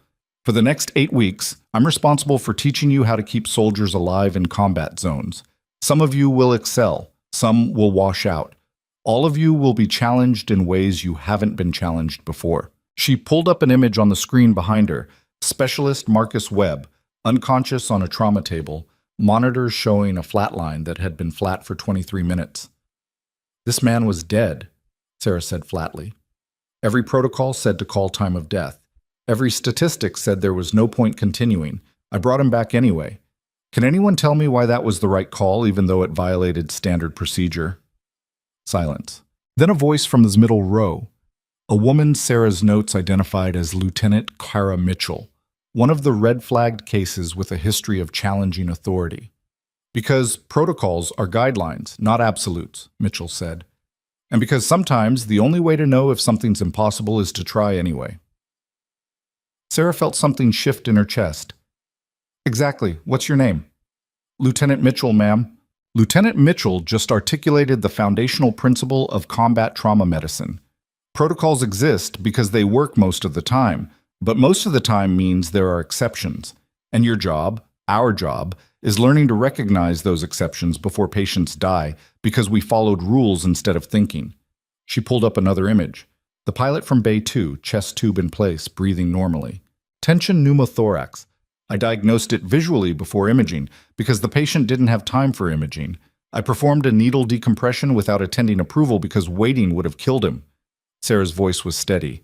Was that reckless or was that effective medicine? A hand raised. Foster. Effective, ma'am, but only because you correctly identified the emergency and had the skill to execute the intervention. Which means the difference between reckless and effective is competence. Foster's voice was stronger than it had been in her office. And competence comes from training that teaches judgment, not just protocols. Sarah nodded. Over the next 8 weeks, you're going to learn both. Protocols that work in 90% of cases, and the judgment to recognize the 10% where following those protocols gets people killed. She paused. This won't be easy. Some of you will hate me before this is over, but all of you will be better at saving lives than you are right now. That's my job. Questions? Silence for 3 seconds. Then Lieutenant Mitchell raised her hand again. Is it true Dr. Marcus Hale filed a complaint against you? The room went completely still. Sarah met Mitchell's eyes and saw calculation there. This wasn't innocent curiosity. This was a test to see how Sarah handled direct challenges. Yes, Sarah said simply. Is it true he claims you coordinated with the documentary crew to make him look bad? That's what he claims. It's not true. How do we know that? You don't. You'll have to decide for yourselves whether to trust me based on how I teach, and whether what I teach keeps patients alive. Sarah's voice was level. But Lieutenant Mitchell, if you're trying to rattle me, you'll need to be more creative. I've been rattled by enemy fire while performing field surgery. A challenging question from a student doesn't register. The room was silent for a beat. Then Mitchell smiled slightly. Understood, ma'am. Just wanted to see if you meant what you said about questioning protocols. I meant it, but there's a difference between questioning protocols and questioning integrity. Learn to tell the difference. Mitchell nodded, sat back looking satisfied. Sarah spent the rest of the morning running them through basic triage scenarios, watching how they worked under pressure, identifying the ones who thought clearly and the ones who froze. Foster froze twice, but both times he recognized it happening and forced himself to push through. Not perfect, but better than his files suggested. Mitchell challenged every assumption, questioned every decision, and somehow still managed to reach correct conclusions faster than most of the class. The other red-flagged cases showed varying degrees of competence and damage. One brilliant but arrogant, another too cautious, a third who second-guessed everything including correct instincts. At 1200, Sarah called a break. Rodriguez appeared with coffee and assessment notes. Mitchell's going to be a problem. Mitchell's going to be excellent if she learns to channel that antagonism into critical thinking instead of confrontation. And if she doesn't, then I wash her out. But I don't think that's where this is headed. Sarah sipped her coffee. She challenged me about Hale to see if I'd get defensive or angry. When I didn't, she backed off. That's someone testing boundaries, not someone looking to sabotage. Rodriguez made a note. Your read on Foster? Capable but scared, needs confidence more than skill development. The arrogant one, Lieutenant Hayes? Talented enough that people have let his attitude slide instead of correcting it. Needs to fail at something so he learns humility before he kills someone. They reviewed the rest of the class, Sarah building psychological profiles faster than Rodriguez could document them. At 1300, training resumed with practical exercises. Sarah set up trauma scenarios using simulation dummies that bled realistic blood and crashed realistically when people made mistakes. Hayes approached a downed pilot simulation with swagger, and immediately missed a tension pneumothorax because he was too focused on the obvious chest wound. The dummy died. Sarah stopped the exercise. "Lieutenant Hayes, your patient just died. Why?" Hayes looked defensive. The chest wound was dramatic but not immediately fatal. The collapsed lung crushing his heart was immediately fatal. You missed it because you went for the obvious instead of looking at the whole picture. Sarah reset the dummy. Again. Hayes ran it again. Caught the pneumothorax this time but was too slow. The dummy died anyway. Again. Third time, Hayes got it right. Fast, efficient, perfect technique. "Better," Sarah said. "But notice how you needed to fail twice before you stopped assuming you already knew everything? That assumption gets patients killed in real trauma bays. Leave it here." Hayes looked shaken, but nodded. Foster ran a cardiac arrest scenario and froze when the rhythm went to V-fib. Just stood there while the dummy died, and alarm screamed. Sarah walked over calmly.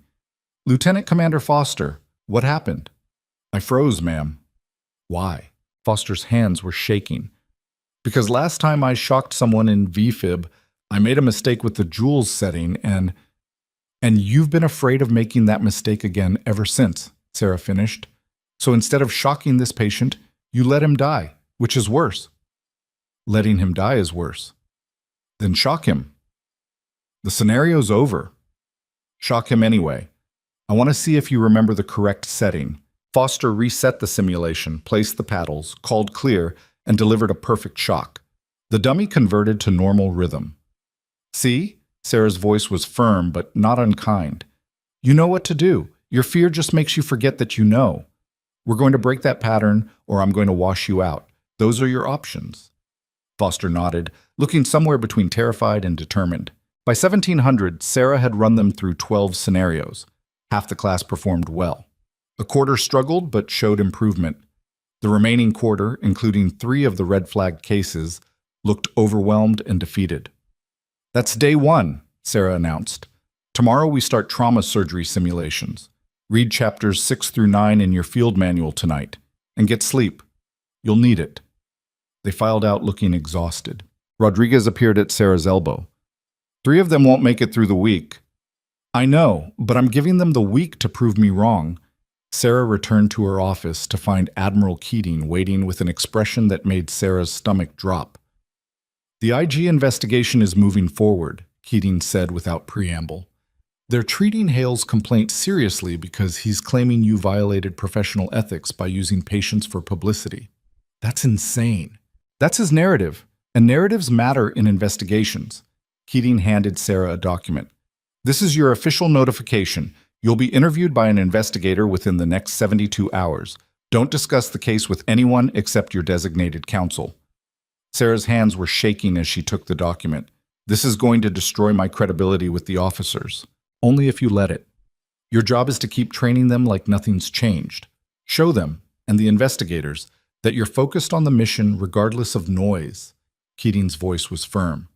"And Sarah, this is what Hale wanted. To rattle you.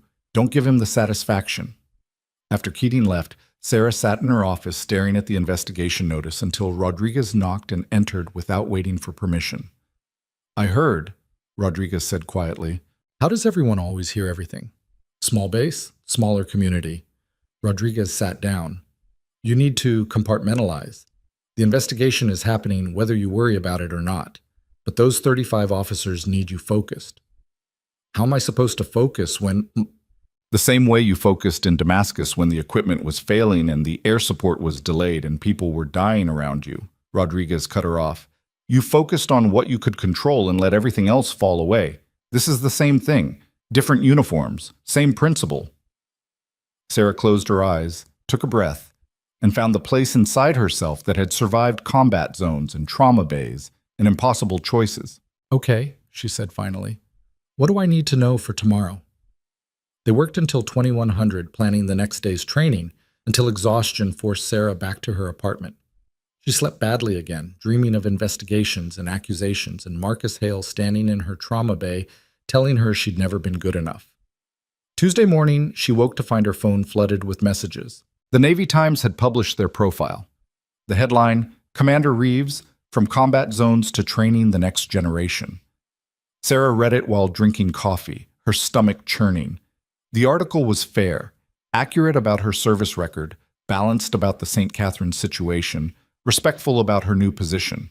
But it also mentioned Hale's complaint and the ongoing investigation, making it sound like her competence was questionable despite overwhelming evidence otherwise. The comment section was worse. Half the readers defended her, the other half called her everything from glory seeker to fraud. Sarah forced herself to stop reading and focus on the day ahead. The second day of training was harder than the first. Sarah introduced surgical simulations, realistic scenarios where officers had to perform procedures under pressure while equipment failed and patients crashed. Mitchell excelled, her hands steady even when Sarah deliberately sabotaged her setup. Hayes struggled when things didn't go according to plan, his swagger evaporating the moment real problem-solving was required. Foster performed better than day one, but still hesitated at critical moments. At lunch, Lieutenant Mitchell approached Sarah privately. "Ma'am, can I ask you something?" "Go ahead." "Why are you here?" "You could have taken that chief of trauma position at St. Catherine's. Better pay, less scrutiny, no investigation hanging over you." Mitchell's expression was genuinely curious. "So why come back to this?" Sarah was quiet for a moment. "Because at St. Catherine's, I could save maybe 6 lives in one extraordinary day. Here, I can teach people who'll save thousands over their careers. The math is simple. Even if it costs you personally, especially if it costs me personally. That's what service means, choosing mission over comfort." Mitchell nodded slowly. "That's what I thought. Just wanted to hear you say it." She walked away, leaving Sarah wondering if she'd just passed another test.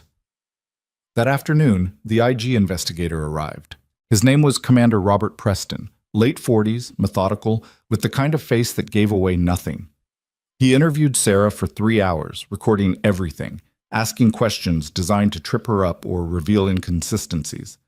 Sarah answered honestly, referred to Rodriguez's documentation when needed, and refused to get defensive when Preston implied her judgment might be questionable. "Did you coordinate with the documentary crew at any point before, during, or after the mass casualty incident?" Preston asked for the 3rd time. "No." "Did you have any conversations with production staff about Dr. Hale's behavior?" "No, my only interaction with the crew was being filmed while doing my job. I didn't request filming, didn't direct it, and didn't know what footage they were capturing beyond what was visible in the trauma bay." Preston made notes that Sarah couldn't read. "Commander Reeves, do you believe your actions on that day were appropriate?" "I believe I saved 6 lives using training and judgment earned over 12 years of combat medicine. If that's inappropriate, I'm unclear on what appropriate looks like." "Some might say performing procedures outside your scope as a nurse was overstepping. Some might say letting patients die because you're worried about scope of practice is negligence. I chose to save lives. I'd make the same choice again." Preston's expression flickered. Approval, maybe, or recognition that Sarah wasn't going to be rattled by leading questions. The interview ended with Preston saying he'd submit his findings within 2 weeks. When he left, Sarah sat in her office feeling drained. Rodriguez appeared with coffee. "How bad?" "He's thorough. Fair, I think. But he's taking Hale's complaint seriously enough to actually investigate instead of dismissing it outright. Which means Hale's narrative has some surface plausibility, even though it's garbage underneath." Rodriguez sat down. "The question is whether Preston digs deep enough to see the garbage or stops at the surface." Sarah's phone rang. Jenny Moss. "I saw the Navy Times article," Jenny said. "You okay?" Define okay. Still breathing, still teaching, still not letting Hale's desperation destroy you. Then yes, barely. That's all you need. Barely is enough. Jenny's voice was warm. "How's the training class?" Sarah told her about Mitchell's challenges, Foster's progress, Hayes' humbling, told her about the investigation and Preston's 3-hour interrogation. "Hale's gonna lose," Jenny said confidently. "Not because justice always wins, it doesn't, but because his complaint is built on lies and your defense is built on documentation. Eventually the lies collapse under their own weight. And if they don't, then you appeal. Fight it. Make so much noise that the IG has to look deeper. But Sarah, I don't think it's going to come to that. I think Preston's going to file a report that says exactly what Walsh's review said. You did nothing wrong, and Hale's trying to weaponize the system against someone who exposed his failures. They talked until Sarah felt steadier. The rest of the week followed the same pattern. Intense training during the day, worry about the investigation at night. 3 officers washed out by Friday, unable to handle the pressure. The remaining 32 showed varying degrees of improvement. Foster stopped freezing as often. Mitchell stopped challenging everything and started channeling that energy into mastering techniques. Hayes learned humility after failing a scenario so badly that Sarah made him run it 5 times before he got it right. Friday afternoon, Admiral Keating appeared in the training facility unannounced. "How's the first week?" she asked. 3 washouts, 32 still standing, most of them improving. "Good." Keating pulled Sarah aside, away from the officers. "The IG report is finished. Preston submitted it this morning." Sarah's heart stopped. "And?" "Complaint dismissed. No evidence of coordination with documentary crew. No violation of ethics. No basis for disciplinary action." Keating's expression was satisfied. "Hale's complaint is officially dead." Relief hit Sarah so hard her knees went weak. "Does Hale know?" "He was notified an hour ago, which is why I'm here, to make sure you're prepared for whatever desperate move he makes next." "What could he possibly do?" "The IG cleared me. Desperate people don't stop when they should. They escalate until something forces them to stop." Keating's voice was warning. "Stay alert, document everything, and don't assume this is over just because one investigation ended in your favor." Sarah nodded, but part of her refused to believe Hale would keep fighting a battle he'd already lost. That was her first mistake. Saturday morning, Sarah woke to 17 missed calls and a text from Rodriguez. "Turn on the news, now." Sarah turned on her TV and felt the world tilt. Marcus Hale was giving an interview on a national morning show, looking earnest and wounded, telling America that the Navy had dismissed his complaint without proper investigation, that Sarah Reeves was being protected because the military didn't want to admit one of their officers had violated ethics. "I'm not trying to destroy Commander Reeves," Hale said smoothly. "I'm trying to ensure accountability. Because if we allow military personnel to use civilian patients for publicity without consent, we're creating a dangerous precedent." The interviewer, a woman Sarah recognized from investigative journalism, leaned forward. "But didn't the Inspector General investigate and find no evidence of your claims?" "The Inspector General conducted a cursory review based on documentation provided by Commander Reeves' own staff. That's not an independent investigation. That's confirming a predetermined conclusion." Sarah's phone rang. "Admiral Keating." "Are you watching?" Keating asked tightly. "Yes." "He just declared war on the entire Navy by implying we're covering up misconduct." Keating's voice was cold with fury. "This ends today. I'm done playing nice." The call ended. Sarah sat on her couch, watching Marcus Hale destroy what was left of his credibility while trying to destroy hers, and realized with perfect clarity that Rodriguez had been right. Some people didn't stop when they should. They escalated until something, or someone, forced them to stop. And Marcus Hale had just forced the Navy's hand in ways he clearly didn't understand. Her phone buzzed. A text from an unknown number. "Commander Reeves. This is Margaret Hartwell from St. Catherine's board. I'm watching Hale's interview. He's making claims about the hospital that are demonstrably false. I think it's time we had a conversation about legal action. Call me." Sarah stared at the message, then at the TV where Hale was still talking, still digging himself deeper into a hole he'd never climb out of. And somewhere in the back of her mind, she heard Rodriguez's voice. "People like Hale always overreach, always push too hard. Your job is to be the steady one while he melts down in public." Sarah picked up her phone and made a call she should have made weeks ago. "Mrs. Hartwell," she said when the board chair answered, "let's talk about how to handle this properly." Because if Marcus Hale wanted a war, Sarah was going to make sure it was the last one he ever started. The conversation with Margaret Hartwell lasted 20 minutes and ended with 3 decisions that would change everything. First, St. Catherine's board would issue a public statement refuting Hale's claims and documenting his pattern of workplace misconduct that had been tolerated for too long. Second, they would file a formal complaint with the Oregon Medical Board citing his public misrepresentation of hospital procedures and patient care. Third, they would release the full unedited documentary footage to the media, all 6 hours of it, so the world could see exactly what had happened without the narrative shaping of a broadcast edit. "He went on national television and lied about our hospital," Hartwell said, her voice tight with controlled fury. "That crosses a line from personal grievance to institutional liability. And I'm done protecting people who damage our reputation because they can't accept consequences for their own behavior." Sarah hung up, feeling something shift inside her chest. Not relief, but the recognition that she'd just stopped defending herself and started letting the truth defend her instead. Rodriguez appeared at her apartment door 30 minutes later with coffee and a laptop already open to news coverage. "It's escalating fast," Rodriguez said, setting up on Sarah's kitchen counter. "Hale's interview has been picked up by every major outlet, but so has St. Catherine's response. They just posted their statement." Sarah read it on Rodriguez's screen. The statement was surgical in its precision, acknowledging Hale's previous contributions while documenting specific incidents of dismissive behavior toward staff, listing the formal complaints that had been filed over the years, and noting that his resignation had been accepted to avoid a termination that would have been justified by documented misconduct. The statement ended with a paragraph that made Sarah's throat tighten. "Commander Sarah Reeves served this hospital with exceptional skill and unwavering professionalism. Her military background was disclosed during her employment application and was never hidden. Her actions during the mass casualty incident on that day saved 6 lives. Any suggestion that she acted inappropriately or used patients for publicity is categorically false and contradicted by extensive documentation and witness testimony. We stand firmly behind Commander Reeves and are grateful for her service." "That's going to hurt him," Rodriguez said quietly. "That's going to destroy him," Sarah corrected. "Hartwell didn't just defend me. She exposed the pattern that proves Hale's complaint was never about ethics. It was about ego." Sarah's phone rang. Jenny Moss. "I'm watching this play out in real time," Jenny said. "Hale just went from sympathetic whistleblower to exposed bully in under 2 hours.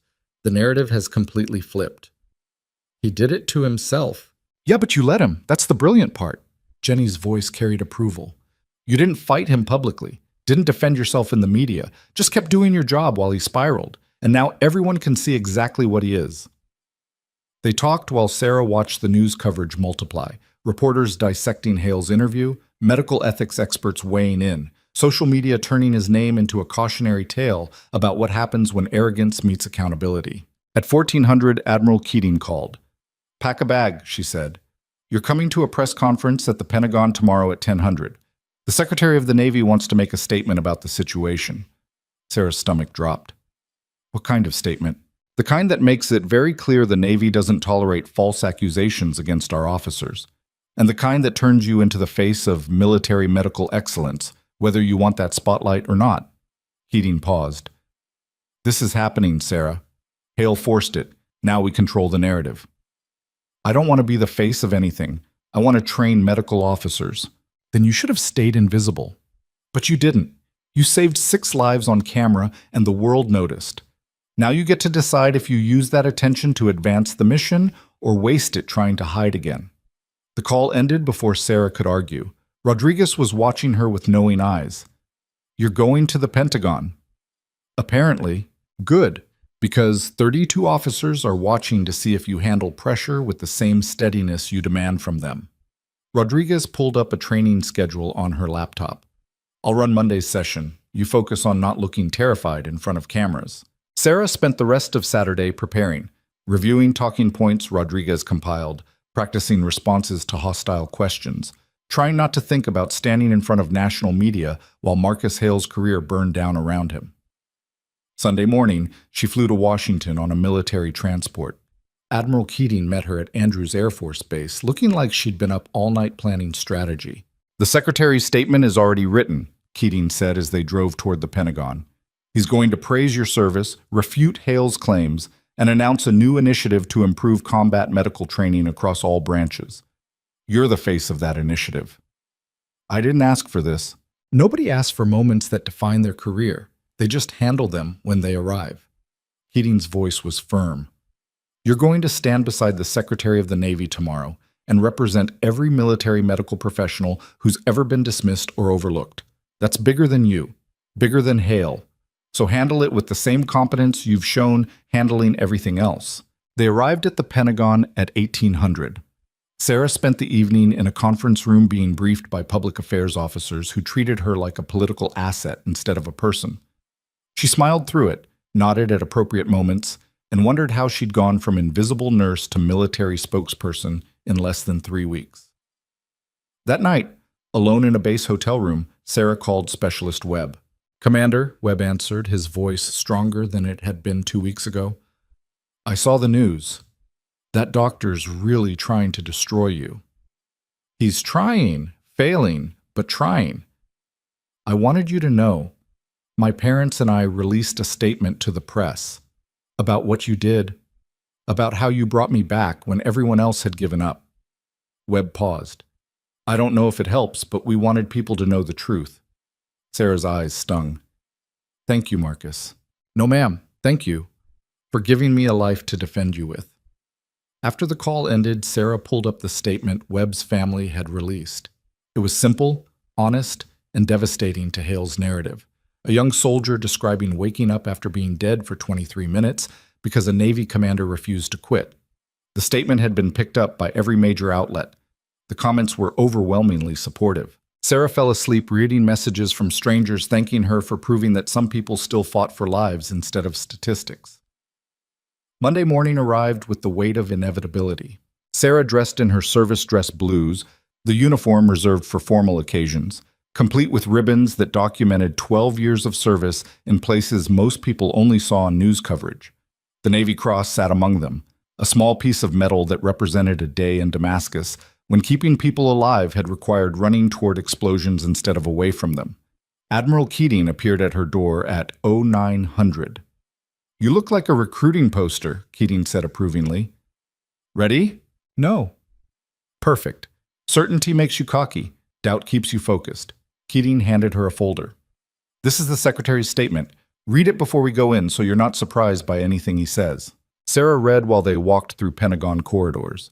The statement was stronger than she expected, not just defending her, but using her story to highlight systemic problems and how medical professionals were valued and recognized.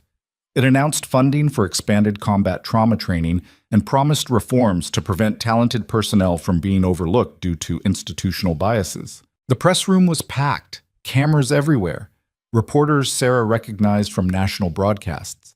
And in the front row, she spotted Dr. Park, Linda, and unexpectedly, Lieutenant Commander Foster, all three wearing expressions of determined support.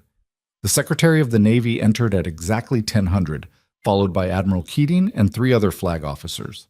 Sarah stood at attention until told to stand at ease. Secretary Richard Brennan was 60, former submarine commander, with a face that suggested he'd spent a career making hard calls and living with them. He stepped to the podium without preamble. "Good morning. I'm here to address recent allegations made by Dr. Marcus Hale against Commander Sarah Reeves and to set the record straight about what actually happened at St. Catherine's Medical Center 3 weeks ago." Brennan's voice was steady, authoritative, brooking no argument. Commander Reeves is a 12-year veteran of Navy Medical Services with multiple combat deployments and a service record that exemplifies the highest standards of military medicine. On the day in question, she responded to a mass casualty incident involving 6 critically injured service members. All 6 survived due in large part to her exceptional skill and judgment. He paused, letting that sink in. Dr. Hale has claimed that Commander Reeves violated ethics by coordinating with a documentary crew to damage his reputation. This claim was investigated thoroughly by the Inspector General's office and found to be baseless. Commander Reeves had no contact with production staff beyond being filmed while performing her duties. The footage captured her competence and Dr. Hale's deficiencies without any coordination or manipulation on her part. Brennan's expression hardened. Dr. Hale's subsequent public statements have misrepresented both the investigation and Commander Reeves's conduct. These misrepresentations are not only false, but damaging to the reputation of military medical professionals who serve with honor. The Navy does not tolerate attacks on our personnel based on fabrications designed to deflect from personal accountability. He looked directly at the cameras. Commander Reeves represents the best of what we ask our medical officers to be: skilled, dedicated, and willing to make difficult calls under pressure. She will continue her work training the next generation of combat medical professionals, and the Navy stands firmly behind her. Brennan stepped back. I'll take questions. Hands shot up immediately. Mr. Secretary, has Dr. Hale faced any consequences for his false allegations? Dr. Hale is a civilian. His consequences are being determined by civilian institutions, including the Oregon Medical Board and St. Catherine's Hospital. The Navy's concern is protecting our personnel from baseless attacks. Is Commander Reeves facing any disciplinary action? Absolutely not. Commander Reeves acted appropriately in every respect. Any suggestion otherwise is contradicted by extensive evidence. What about the probationary status Commander Walsh imposed? Brennan's expression flickered, surprise, then controlled anger. I was not aware of any probationary status. If Commander Walsh imposed restrictions based on these false allegations, that will be addressed internally. Sarah felt her spine straighten. Brennan had just thrown Walsh under the bus in front of national media. More questions followed, about the training program, about combat medical protocols, about how the Navy would prevent talented personnel from being overlooked in the future. Brennan answered them all with the confidence of someone who knew the facts were on his side. Finally, a reporter asked the question Sarah had been dreading. Can we hear from Commander Reeves? Brennan looked at Sarah, a silent question in his eyes. Sarah stepped forward to the podium, her hands steady despite her heart trying to exit her chest. I'm Commander Sarah Reeves, she said, her voice carrying across the room. 3 weeks ago, I responded to a mass casualty incident the way I was trained to respond, by focusing on keeping patients alive. I didn't think about cameras or publicity or consequences. I thought about 6 soldiers who deserved every chance to survive. She paused, gathering her thoughts. Dr. Hale has made allegations about my conduct that are false. I understand why. It's easier to blame someone else for exposing your failures than to accept responsibility for them. But his comfort with lying doesn't make the lies true. A reporter called out, "Do you think this situation highlights broader problems in medical culture?" Sarah considered the question carefully. I think it highlights what happens when we value image over substance, when we reward people for looking competent instead of being competent, when we create systems where talented people stay invisible because they don't fit expected molds. Her voice was steady. Dr. Hale spent years being celebrated for work that was often adequate but never exceptional. I spent years being overlooked despite capabilities that exceeded most of my peers. That's not a personal failure. That's a systemic one. What would you say to other medical professionals who feel overlooked? Sarah looked directly at the camera. Document everything. Keep learning. And when your moment comes, when someone needs you to be more than what people assumed you were, don't hesitate. Prove them wrong by being undeniably excellent. The questions continued for another 20 minutes before Brennan ended the conference. As Sarah stepped away from the podium, she caught sight of Marcus Hale on a monitor showing live coverage. He was watching from somewhere, his face visible in a small video feed some network had obtained, and his expression, shock mixed with dawning horror, told Sarah everything she needed to know about how completely his strategy had backfired. Admiral Keating pulled Sarah aside as they left the press room. "Walsh just called me," Keating said quietly. "He's rescinding the probationary status and issuing a formal apology. Apparently having the Secretary of the Navy publicly question his judgment was motivating." Sarah allowed herself a small smile. "Good. Also, Keating handed Sarah her phone. "You need to see this." The screen showed a press release from the Oregon Medical Board. Sarah read it twice to make sure she understood correctly. The board was opening an investigation into Marcus Hale's fitness to practice medicine based on documented evidence of workplace misconduct, false public statements, and a pattern of behavior inconsistent with professional medical ethics. "They're going after his license," Sarah said quietly. "They're doing their job. Finally." Keating's voice was satisfied. "Hale thought he could weaponize institutions against you. Instead, he taught those institutions that they'd been ignoring problems they should have addressed years ago." Sarah's phone started buzzing with messages, texts from Linda, Park, nurses from St. Catherine's she hadn't heard from in weeks. All of them saying variations of the same thing. "We're proud of you. We're sorry it took this long for people to see what we saw." One message stood out, from Dr. Yoon.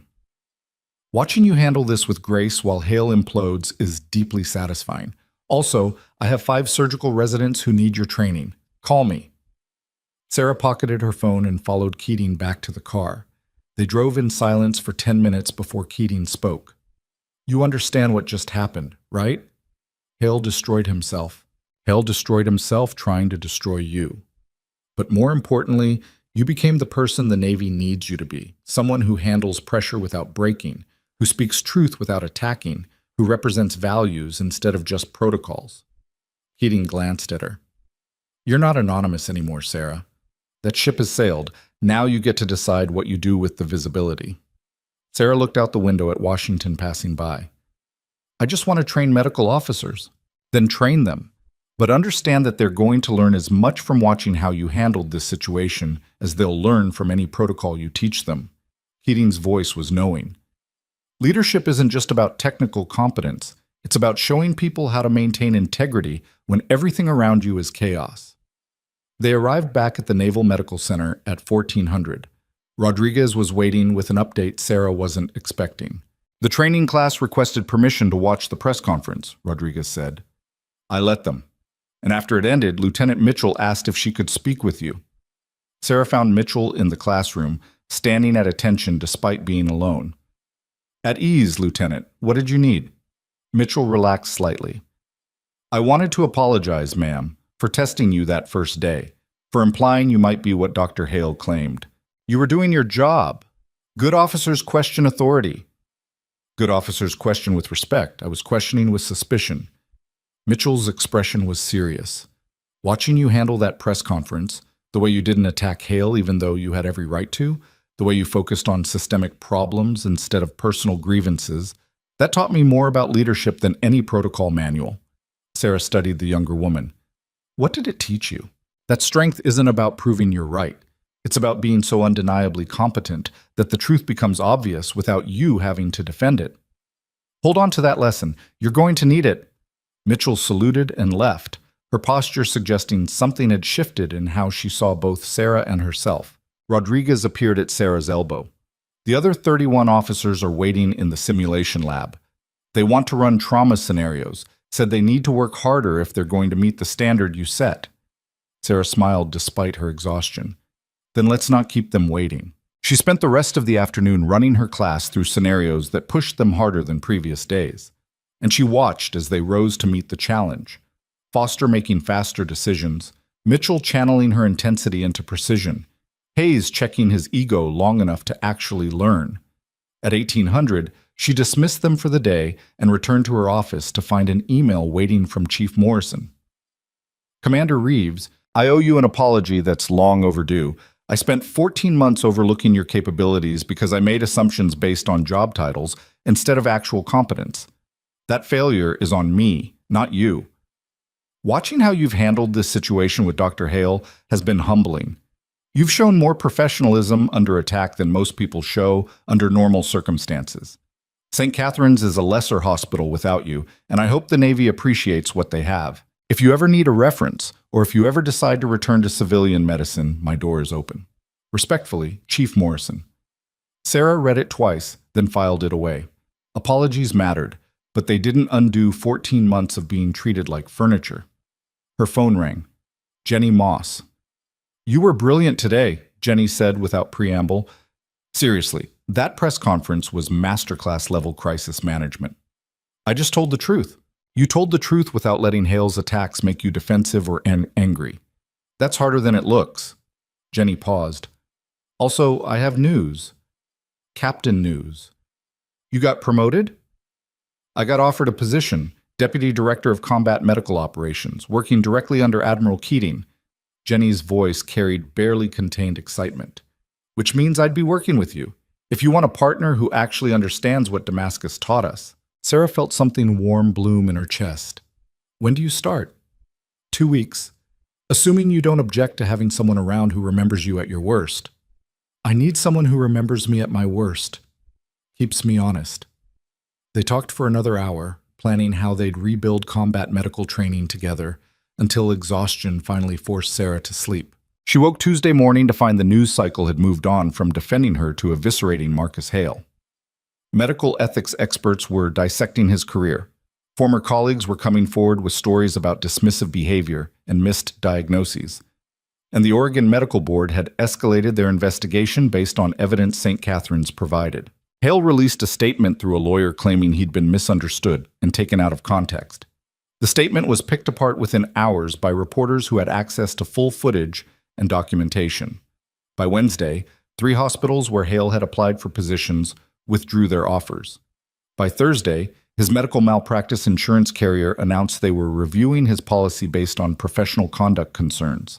By Friday, the Oregon Medical Board suspended his license pending completion of their investigation.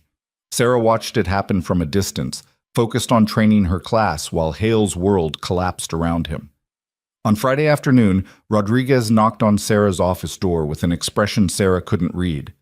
"You have a visitor. Says it's important." Marcus Hale stood in the hallway looking like he'd aged 10 years in 3 weeks.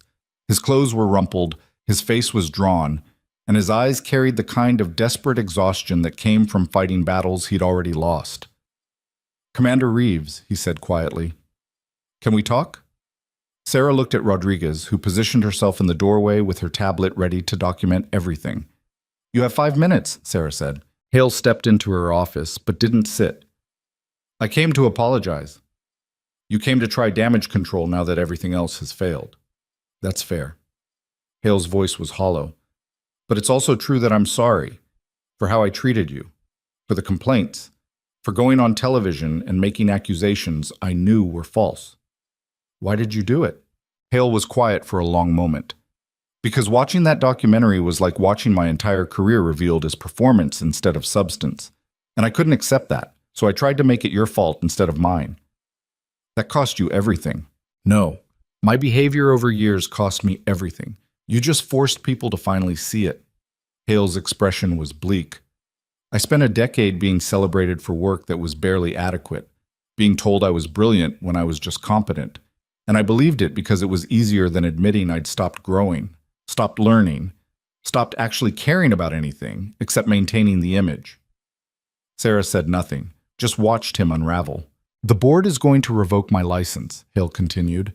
"My career is over, and the worst part is knowing I did this to myself." "You didn't destroy me, Commander. You just held up a mirror I refused to look into until it was too late." "Is that what you came to tell me?"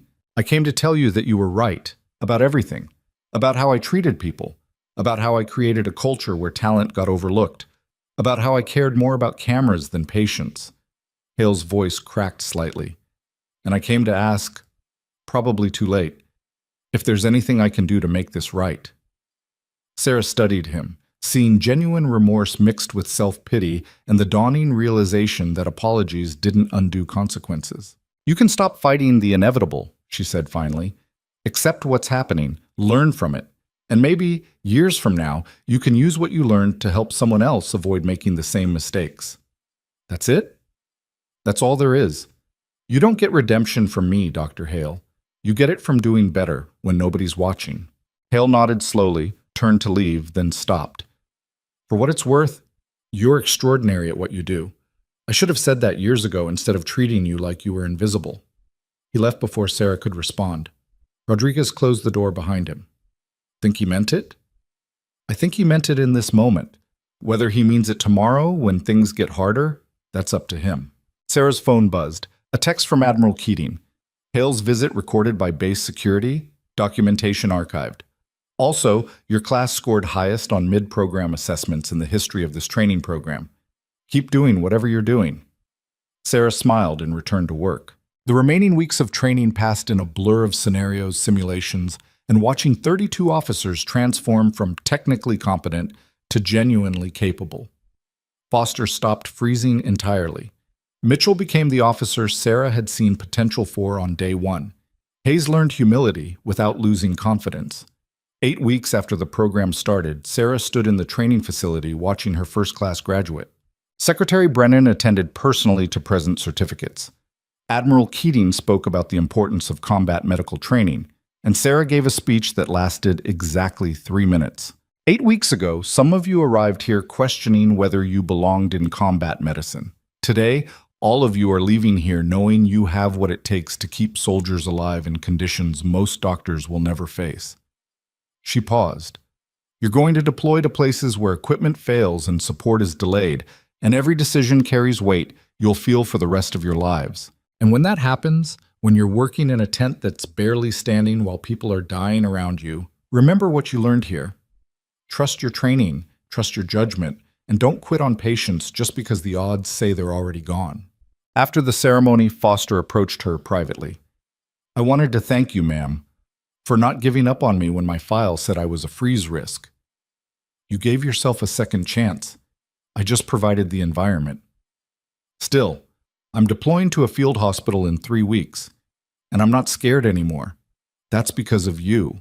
Sarah shook his hand, watched him walk away to join his classmates, and felt something settle in her chest. Purpose, maybe, or the recognition that she'd found the place where her skills mattered most. That evening, Jenny Moss arrived at the base with a bottle of wine and a folder full of plans for their next training cycle. They sat in Sarah's office reviewing curriculum while the sun set over the Potomac. Two people who'd survived Damascus together, now building something that might prevent the next generation from experiencing what they'd experienced. You know what the best part of all this is? Jenny said, pouring wine into coffee mugs because Sarah's office didn't have proper glasses. What? 6 months ago, you were restocking supply closets and trying to disappear.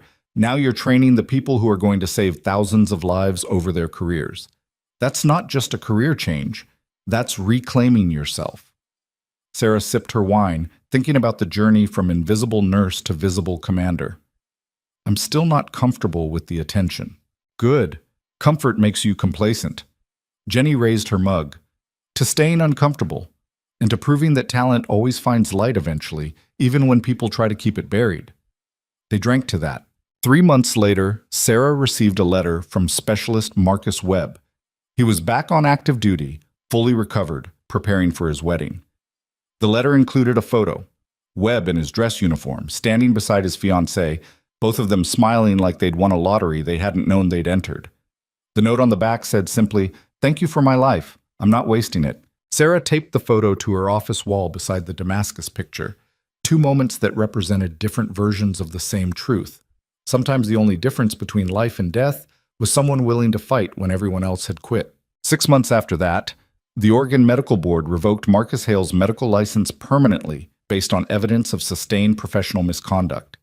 He released no statement, made no appeals, just disappeared from medicine as quietly as Sarah had once tried to disappear from combat zones. The documentary won an Emmy for Outstanding Documentary. The producers donated the prize money to a foundation supporting military medical training in Sarah's name. Sarah attended the ceremony because Admiral Keating insisted, gave a short speech thanking everyone who'd supported her, and left before the after-party because she had a training class starting at 835 new officers who needed her focused. A year after leaving St. Catharines, Sarah stood in her office reviewing assessments for her 4th training class. The program's success rate had climbed to 94%, the highest in Navy history. Combat medical survival rates were already showing improvement in theaters where her graduates were deployed. Rodriguez knocked and entered without waiting. "You have another visitor," she said. "This one you'll actually want to see." Dr. Park stood in the hallway holding a coffee mug with "World's Most Underappreciated Navy Commander" printed on it. "I had it custom made," he said, handing it to her. "Figured your collection needed an update." Sarah laughed and pulled him into a hug that surprised both of them. They caught up over coffee. Park was running the ER at St. Catharines now, implementing protocols Sarah had designed, creating a culture where talent was recognized regardless of job titles. "You changed that place," Park said, "not just by leaving, by showing everyone what was possible when someone actually valued competence over hierarchy." "I just did my job." "No, you did everyone's job better than they were doing it themselves. That's different." Park's expression was serious. "And now you're teaching an entire generation of medical officers to do the same thing. That's legacy, Sarah." After Park left, Sarah stood at her window watching the sun set over the Potomac, while her phone buzzed with messages from graduates deployed across the world, updates on successful traumas, questions about protocols, gratitude for training that was keeping them alive and keeping their patients breathing. Admiral Keating appeared in her doorway. "Good news," Keating said. "The Secretary wants to expand the program, double the class size, add trauma training for Army and Air Force medical personnel, and he wants you to oversee all of it." Sarah turned from the window. "That's a lot of responsibility." That's recognition that you're the best person for the job. Keating moved to stand beside her.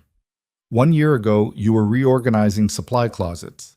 Now you're shaping combat medical training for all branches of the military. Still think coming back was a mistake? Sarah looked at the photos on her wall.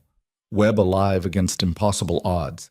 Damascus survivors standing together. 4 classes of graduates who'd learned to trust their judgment under pressure. No, she said quietly. I think it was exactly what I was meant to do. Good, because we're just getting started. Keating headed for the door, then stopped. Also, Captain Moss and I are putting together a combat medical conference. We want you to keynote. Topic is When Protocols Fail, Making Judgment Calls That Save Lives. I'm not a public speaker. You gave a press conference in front of national media without breaking a sweat. You can handle a room full of military medical personnel. Keating's voice was firm. Besides, they need to hear from someone who's actually lived what they're learning, not just taught it from a textbook. After Keating left, Sarah sat at her desk and pulled up a blank document. Started writing the speech she didn't want to give, but knew she needed to give. The words came slowly at first, then faster as she found her rhythm. She wrote about Damascus and the lessons learned in blood, about St. Catherine's and the cost of staying invisible, about the helicopter crash and the choice to fight when protocols said to stop. She wrote until midnight, then read what she'd written and realized it wasn't a speech about medicine. It was a speech about recognizing your own value even when everyone around you treats you like you're invisible, about trusting yourself when institutions fail you, about the difference between following rules and saving lives. She saved the document and went home to her apartment, where the coffee mugs from Dr. Park lined her counter and the Damascus photo hung on her bathroom mirror. 3 weeks later, Sarah stood in front of 400 military medical personnel and delivered the speech that would be quoted in training manuals for the next decade. She talked about being dismissed, about watching patients die because someone followed protocols instead of thinking, about the moment she'd realized that hiding from her capabilities was another way of failing the people who needed her most. I spent 12 years in combat zones learning how to keep people alive when everything around me was falling apart, she said, her voice steady.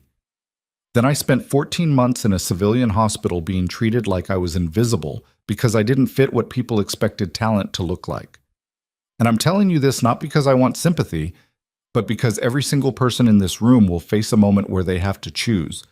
Do I stay silent and safe, or do I speak up and risk everything? So I am. She paused, looking across the faces watching her with complete attention. 6 soldiers are alive today because I chose to risk everything. Hundreds more will survive over the coming years because the officers I trained learned to make the same choice. That's not heroism. That's just refusing to let other people's blindness determine what you're capable of. The applause started before she finished, building to a standing ovation that lasted 3 minutes. After the conference, Sarah found a quiet corner and checked her messages. One stood out, from an email address she didn't recognize with a subject line that made her pause. From a former St. Catherine's resident who watched you work. She opened it. Commander Reeves, you don't know me. I was a first-year resident during your time at St. Catherine's. I watched you reorganize our trauma bay. Watched you catch medication errors doctors missed. Watched you stay calm during emergencies while everyone else panicked. I never said anything because I was scared of standing out. Scared of questioning attendings. Scared of being the person who didn't fit. Watching what happened with Dr. Hale taught me that staying scared is another way of failing patients. So I spoke up during a code last week when the attending was making a mistake. Saved a life because I remembered you being willing to trust your judgment even when it meant contradicting people with more authority. Thank you for showing me what courage looks like. I'm trying to be brave enough to follow your example. Dr. Rachel Kim. Sarah read the email 3 times, then forwarded it to Jenny with a single line. This is why we do it. Jenny's response came immediately. Damn right it is. Now get back to work. We have another class starting Monday and I need your help designing the cardiac trauma module. Sarah smiled and closed her laptop. That night, she stood in her apartment looking at the collection of coffee mugs that had accumulated over the past year, Dr. Park's contributions, gifts from graduates, the original World's Okayest nurse mug that had started it all. She pulled out her phone and composed a text to Specialist Webb. How's married life? His response came within minutes. Amazing, also exhausting, Also, I'm deploying again in 2 months. Guess who requested assignment to work with one of your training program graduates? Figured if I'm going back into danger, I want medical support from someone who learned from the best. Sarah typed back, "Stay safe, and tell your medic I expect excellence." "Will do, Commander, and thank you." Again, always. She set down her phone and looked at a reflection in the darkened window. Commander Sarah Reeves, no longer invisible, no longer hiding, no longer running from the person she'd always been meant to be. The journey from dismissed nurse to recognized leader had cost her comfort and anonymity, had forced her to face down accusations and investigations, and the public collapse of someone who'd tried to destroy her reputation. But it had also given her something she hadn't realized she'd been missing during those 14 months at St. Catherine's: purpose that mattered, work that saved lives, and the recognition that visibility wasn't something to fear. It was something to use in service of missions bigger than personal comfort. Her phone buzzed one last time. A text from Admiral Keating. "Next class roster just posted. 42 officers, 3 flagged as high risk. 1 specifically requested you as instructor because, quote, Commander Reeves doesn't give up on people. You ready?" Sarah looked at the Damascus photo on her bathroom mirror, at the younger version of herself standing beside Jenny after surviving another impossible day. She typed back, "Always ready. Let's get to work." Because that's what you did when you stopped being invisible and started being exactly who you were always capable of being. You worked, you taught, you saved lives, and you proved every single day that talent always finds light eventually, even when people spend years trying to keep it buried in darkness. Sarah Reeves had spent 14 months reorganizing supply closets while doctors walked past her like she didn't exist. Now those same doctors taught their residents about the commander who'd revolutionized combat medical training. The quiet nurse had become the standard everyone else was measured against. And she'd done it not by fighting for recognition, but by being so undeniably excellent that recognition became inevitable. That was the lesson she'd carry forward, the lesson she'd teach every officer who walked through her training program. You don't demand to be seen. You make yourself impossible to ignore. And then you use that visibility to light the way for everyone else still standing in shadows, waiting for their moment to prove what they've always known about themselves. The moment always comes. You just have to be ready when it does. Sarah turned off the lights in her apartment and went to bed, already thinking about Monday's first class. 42 officers who didn't know yet what they were capable of. By the time she was done with them, they would, just like she had.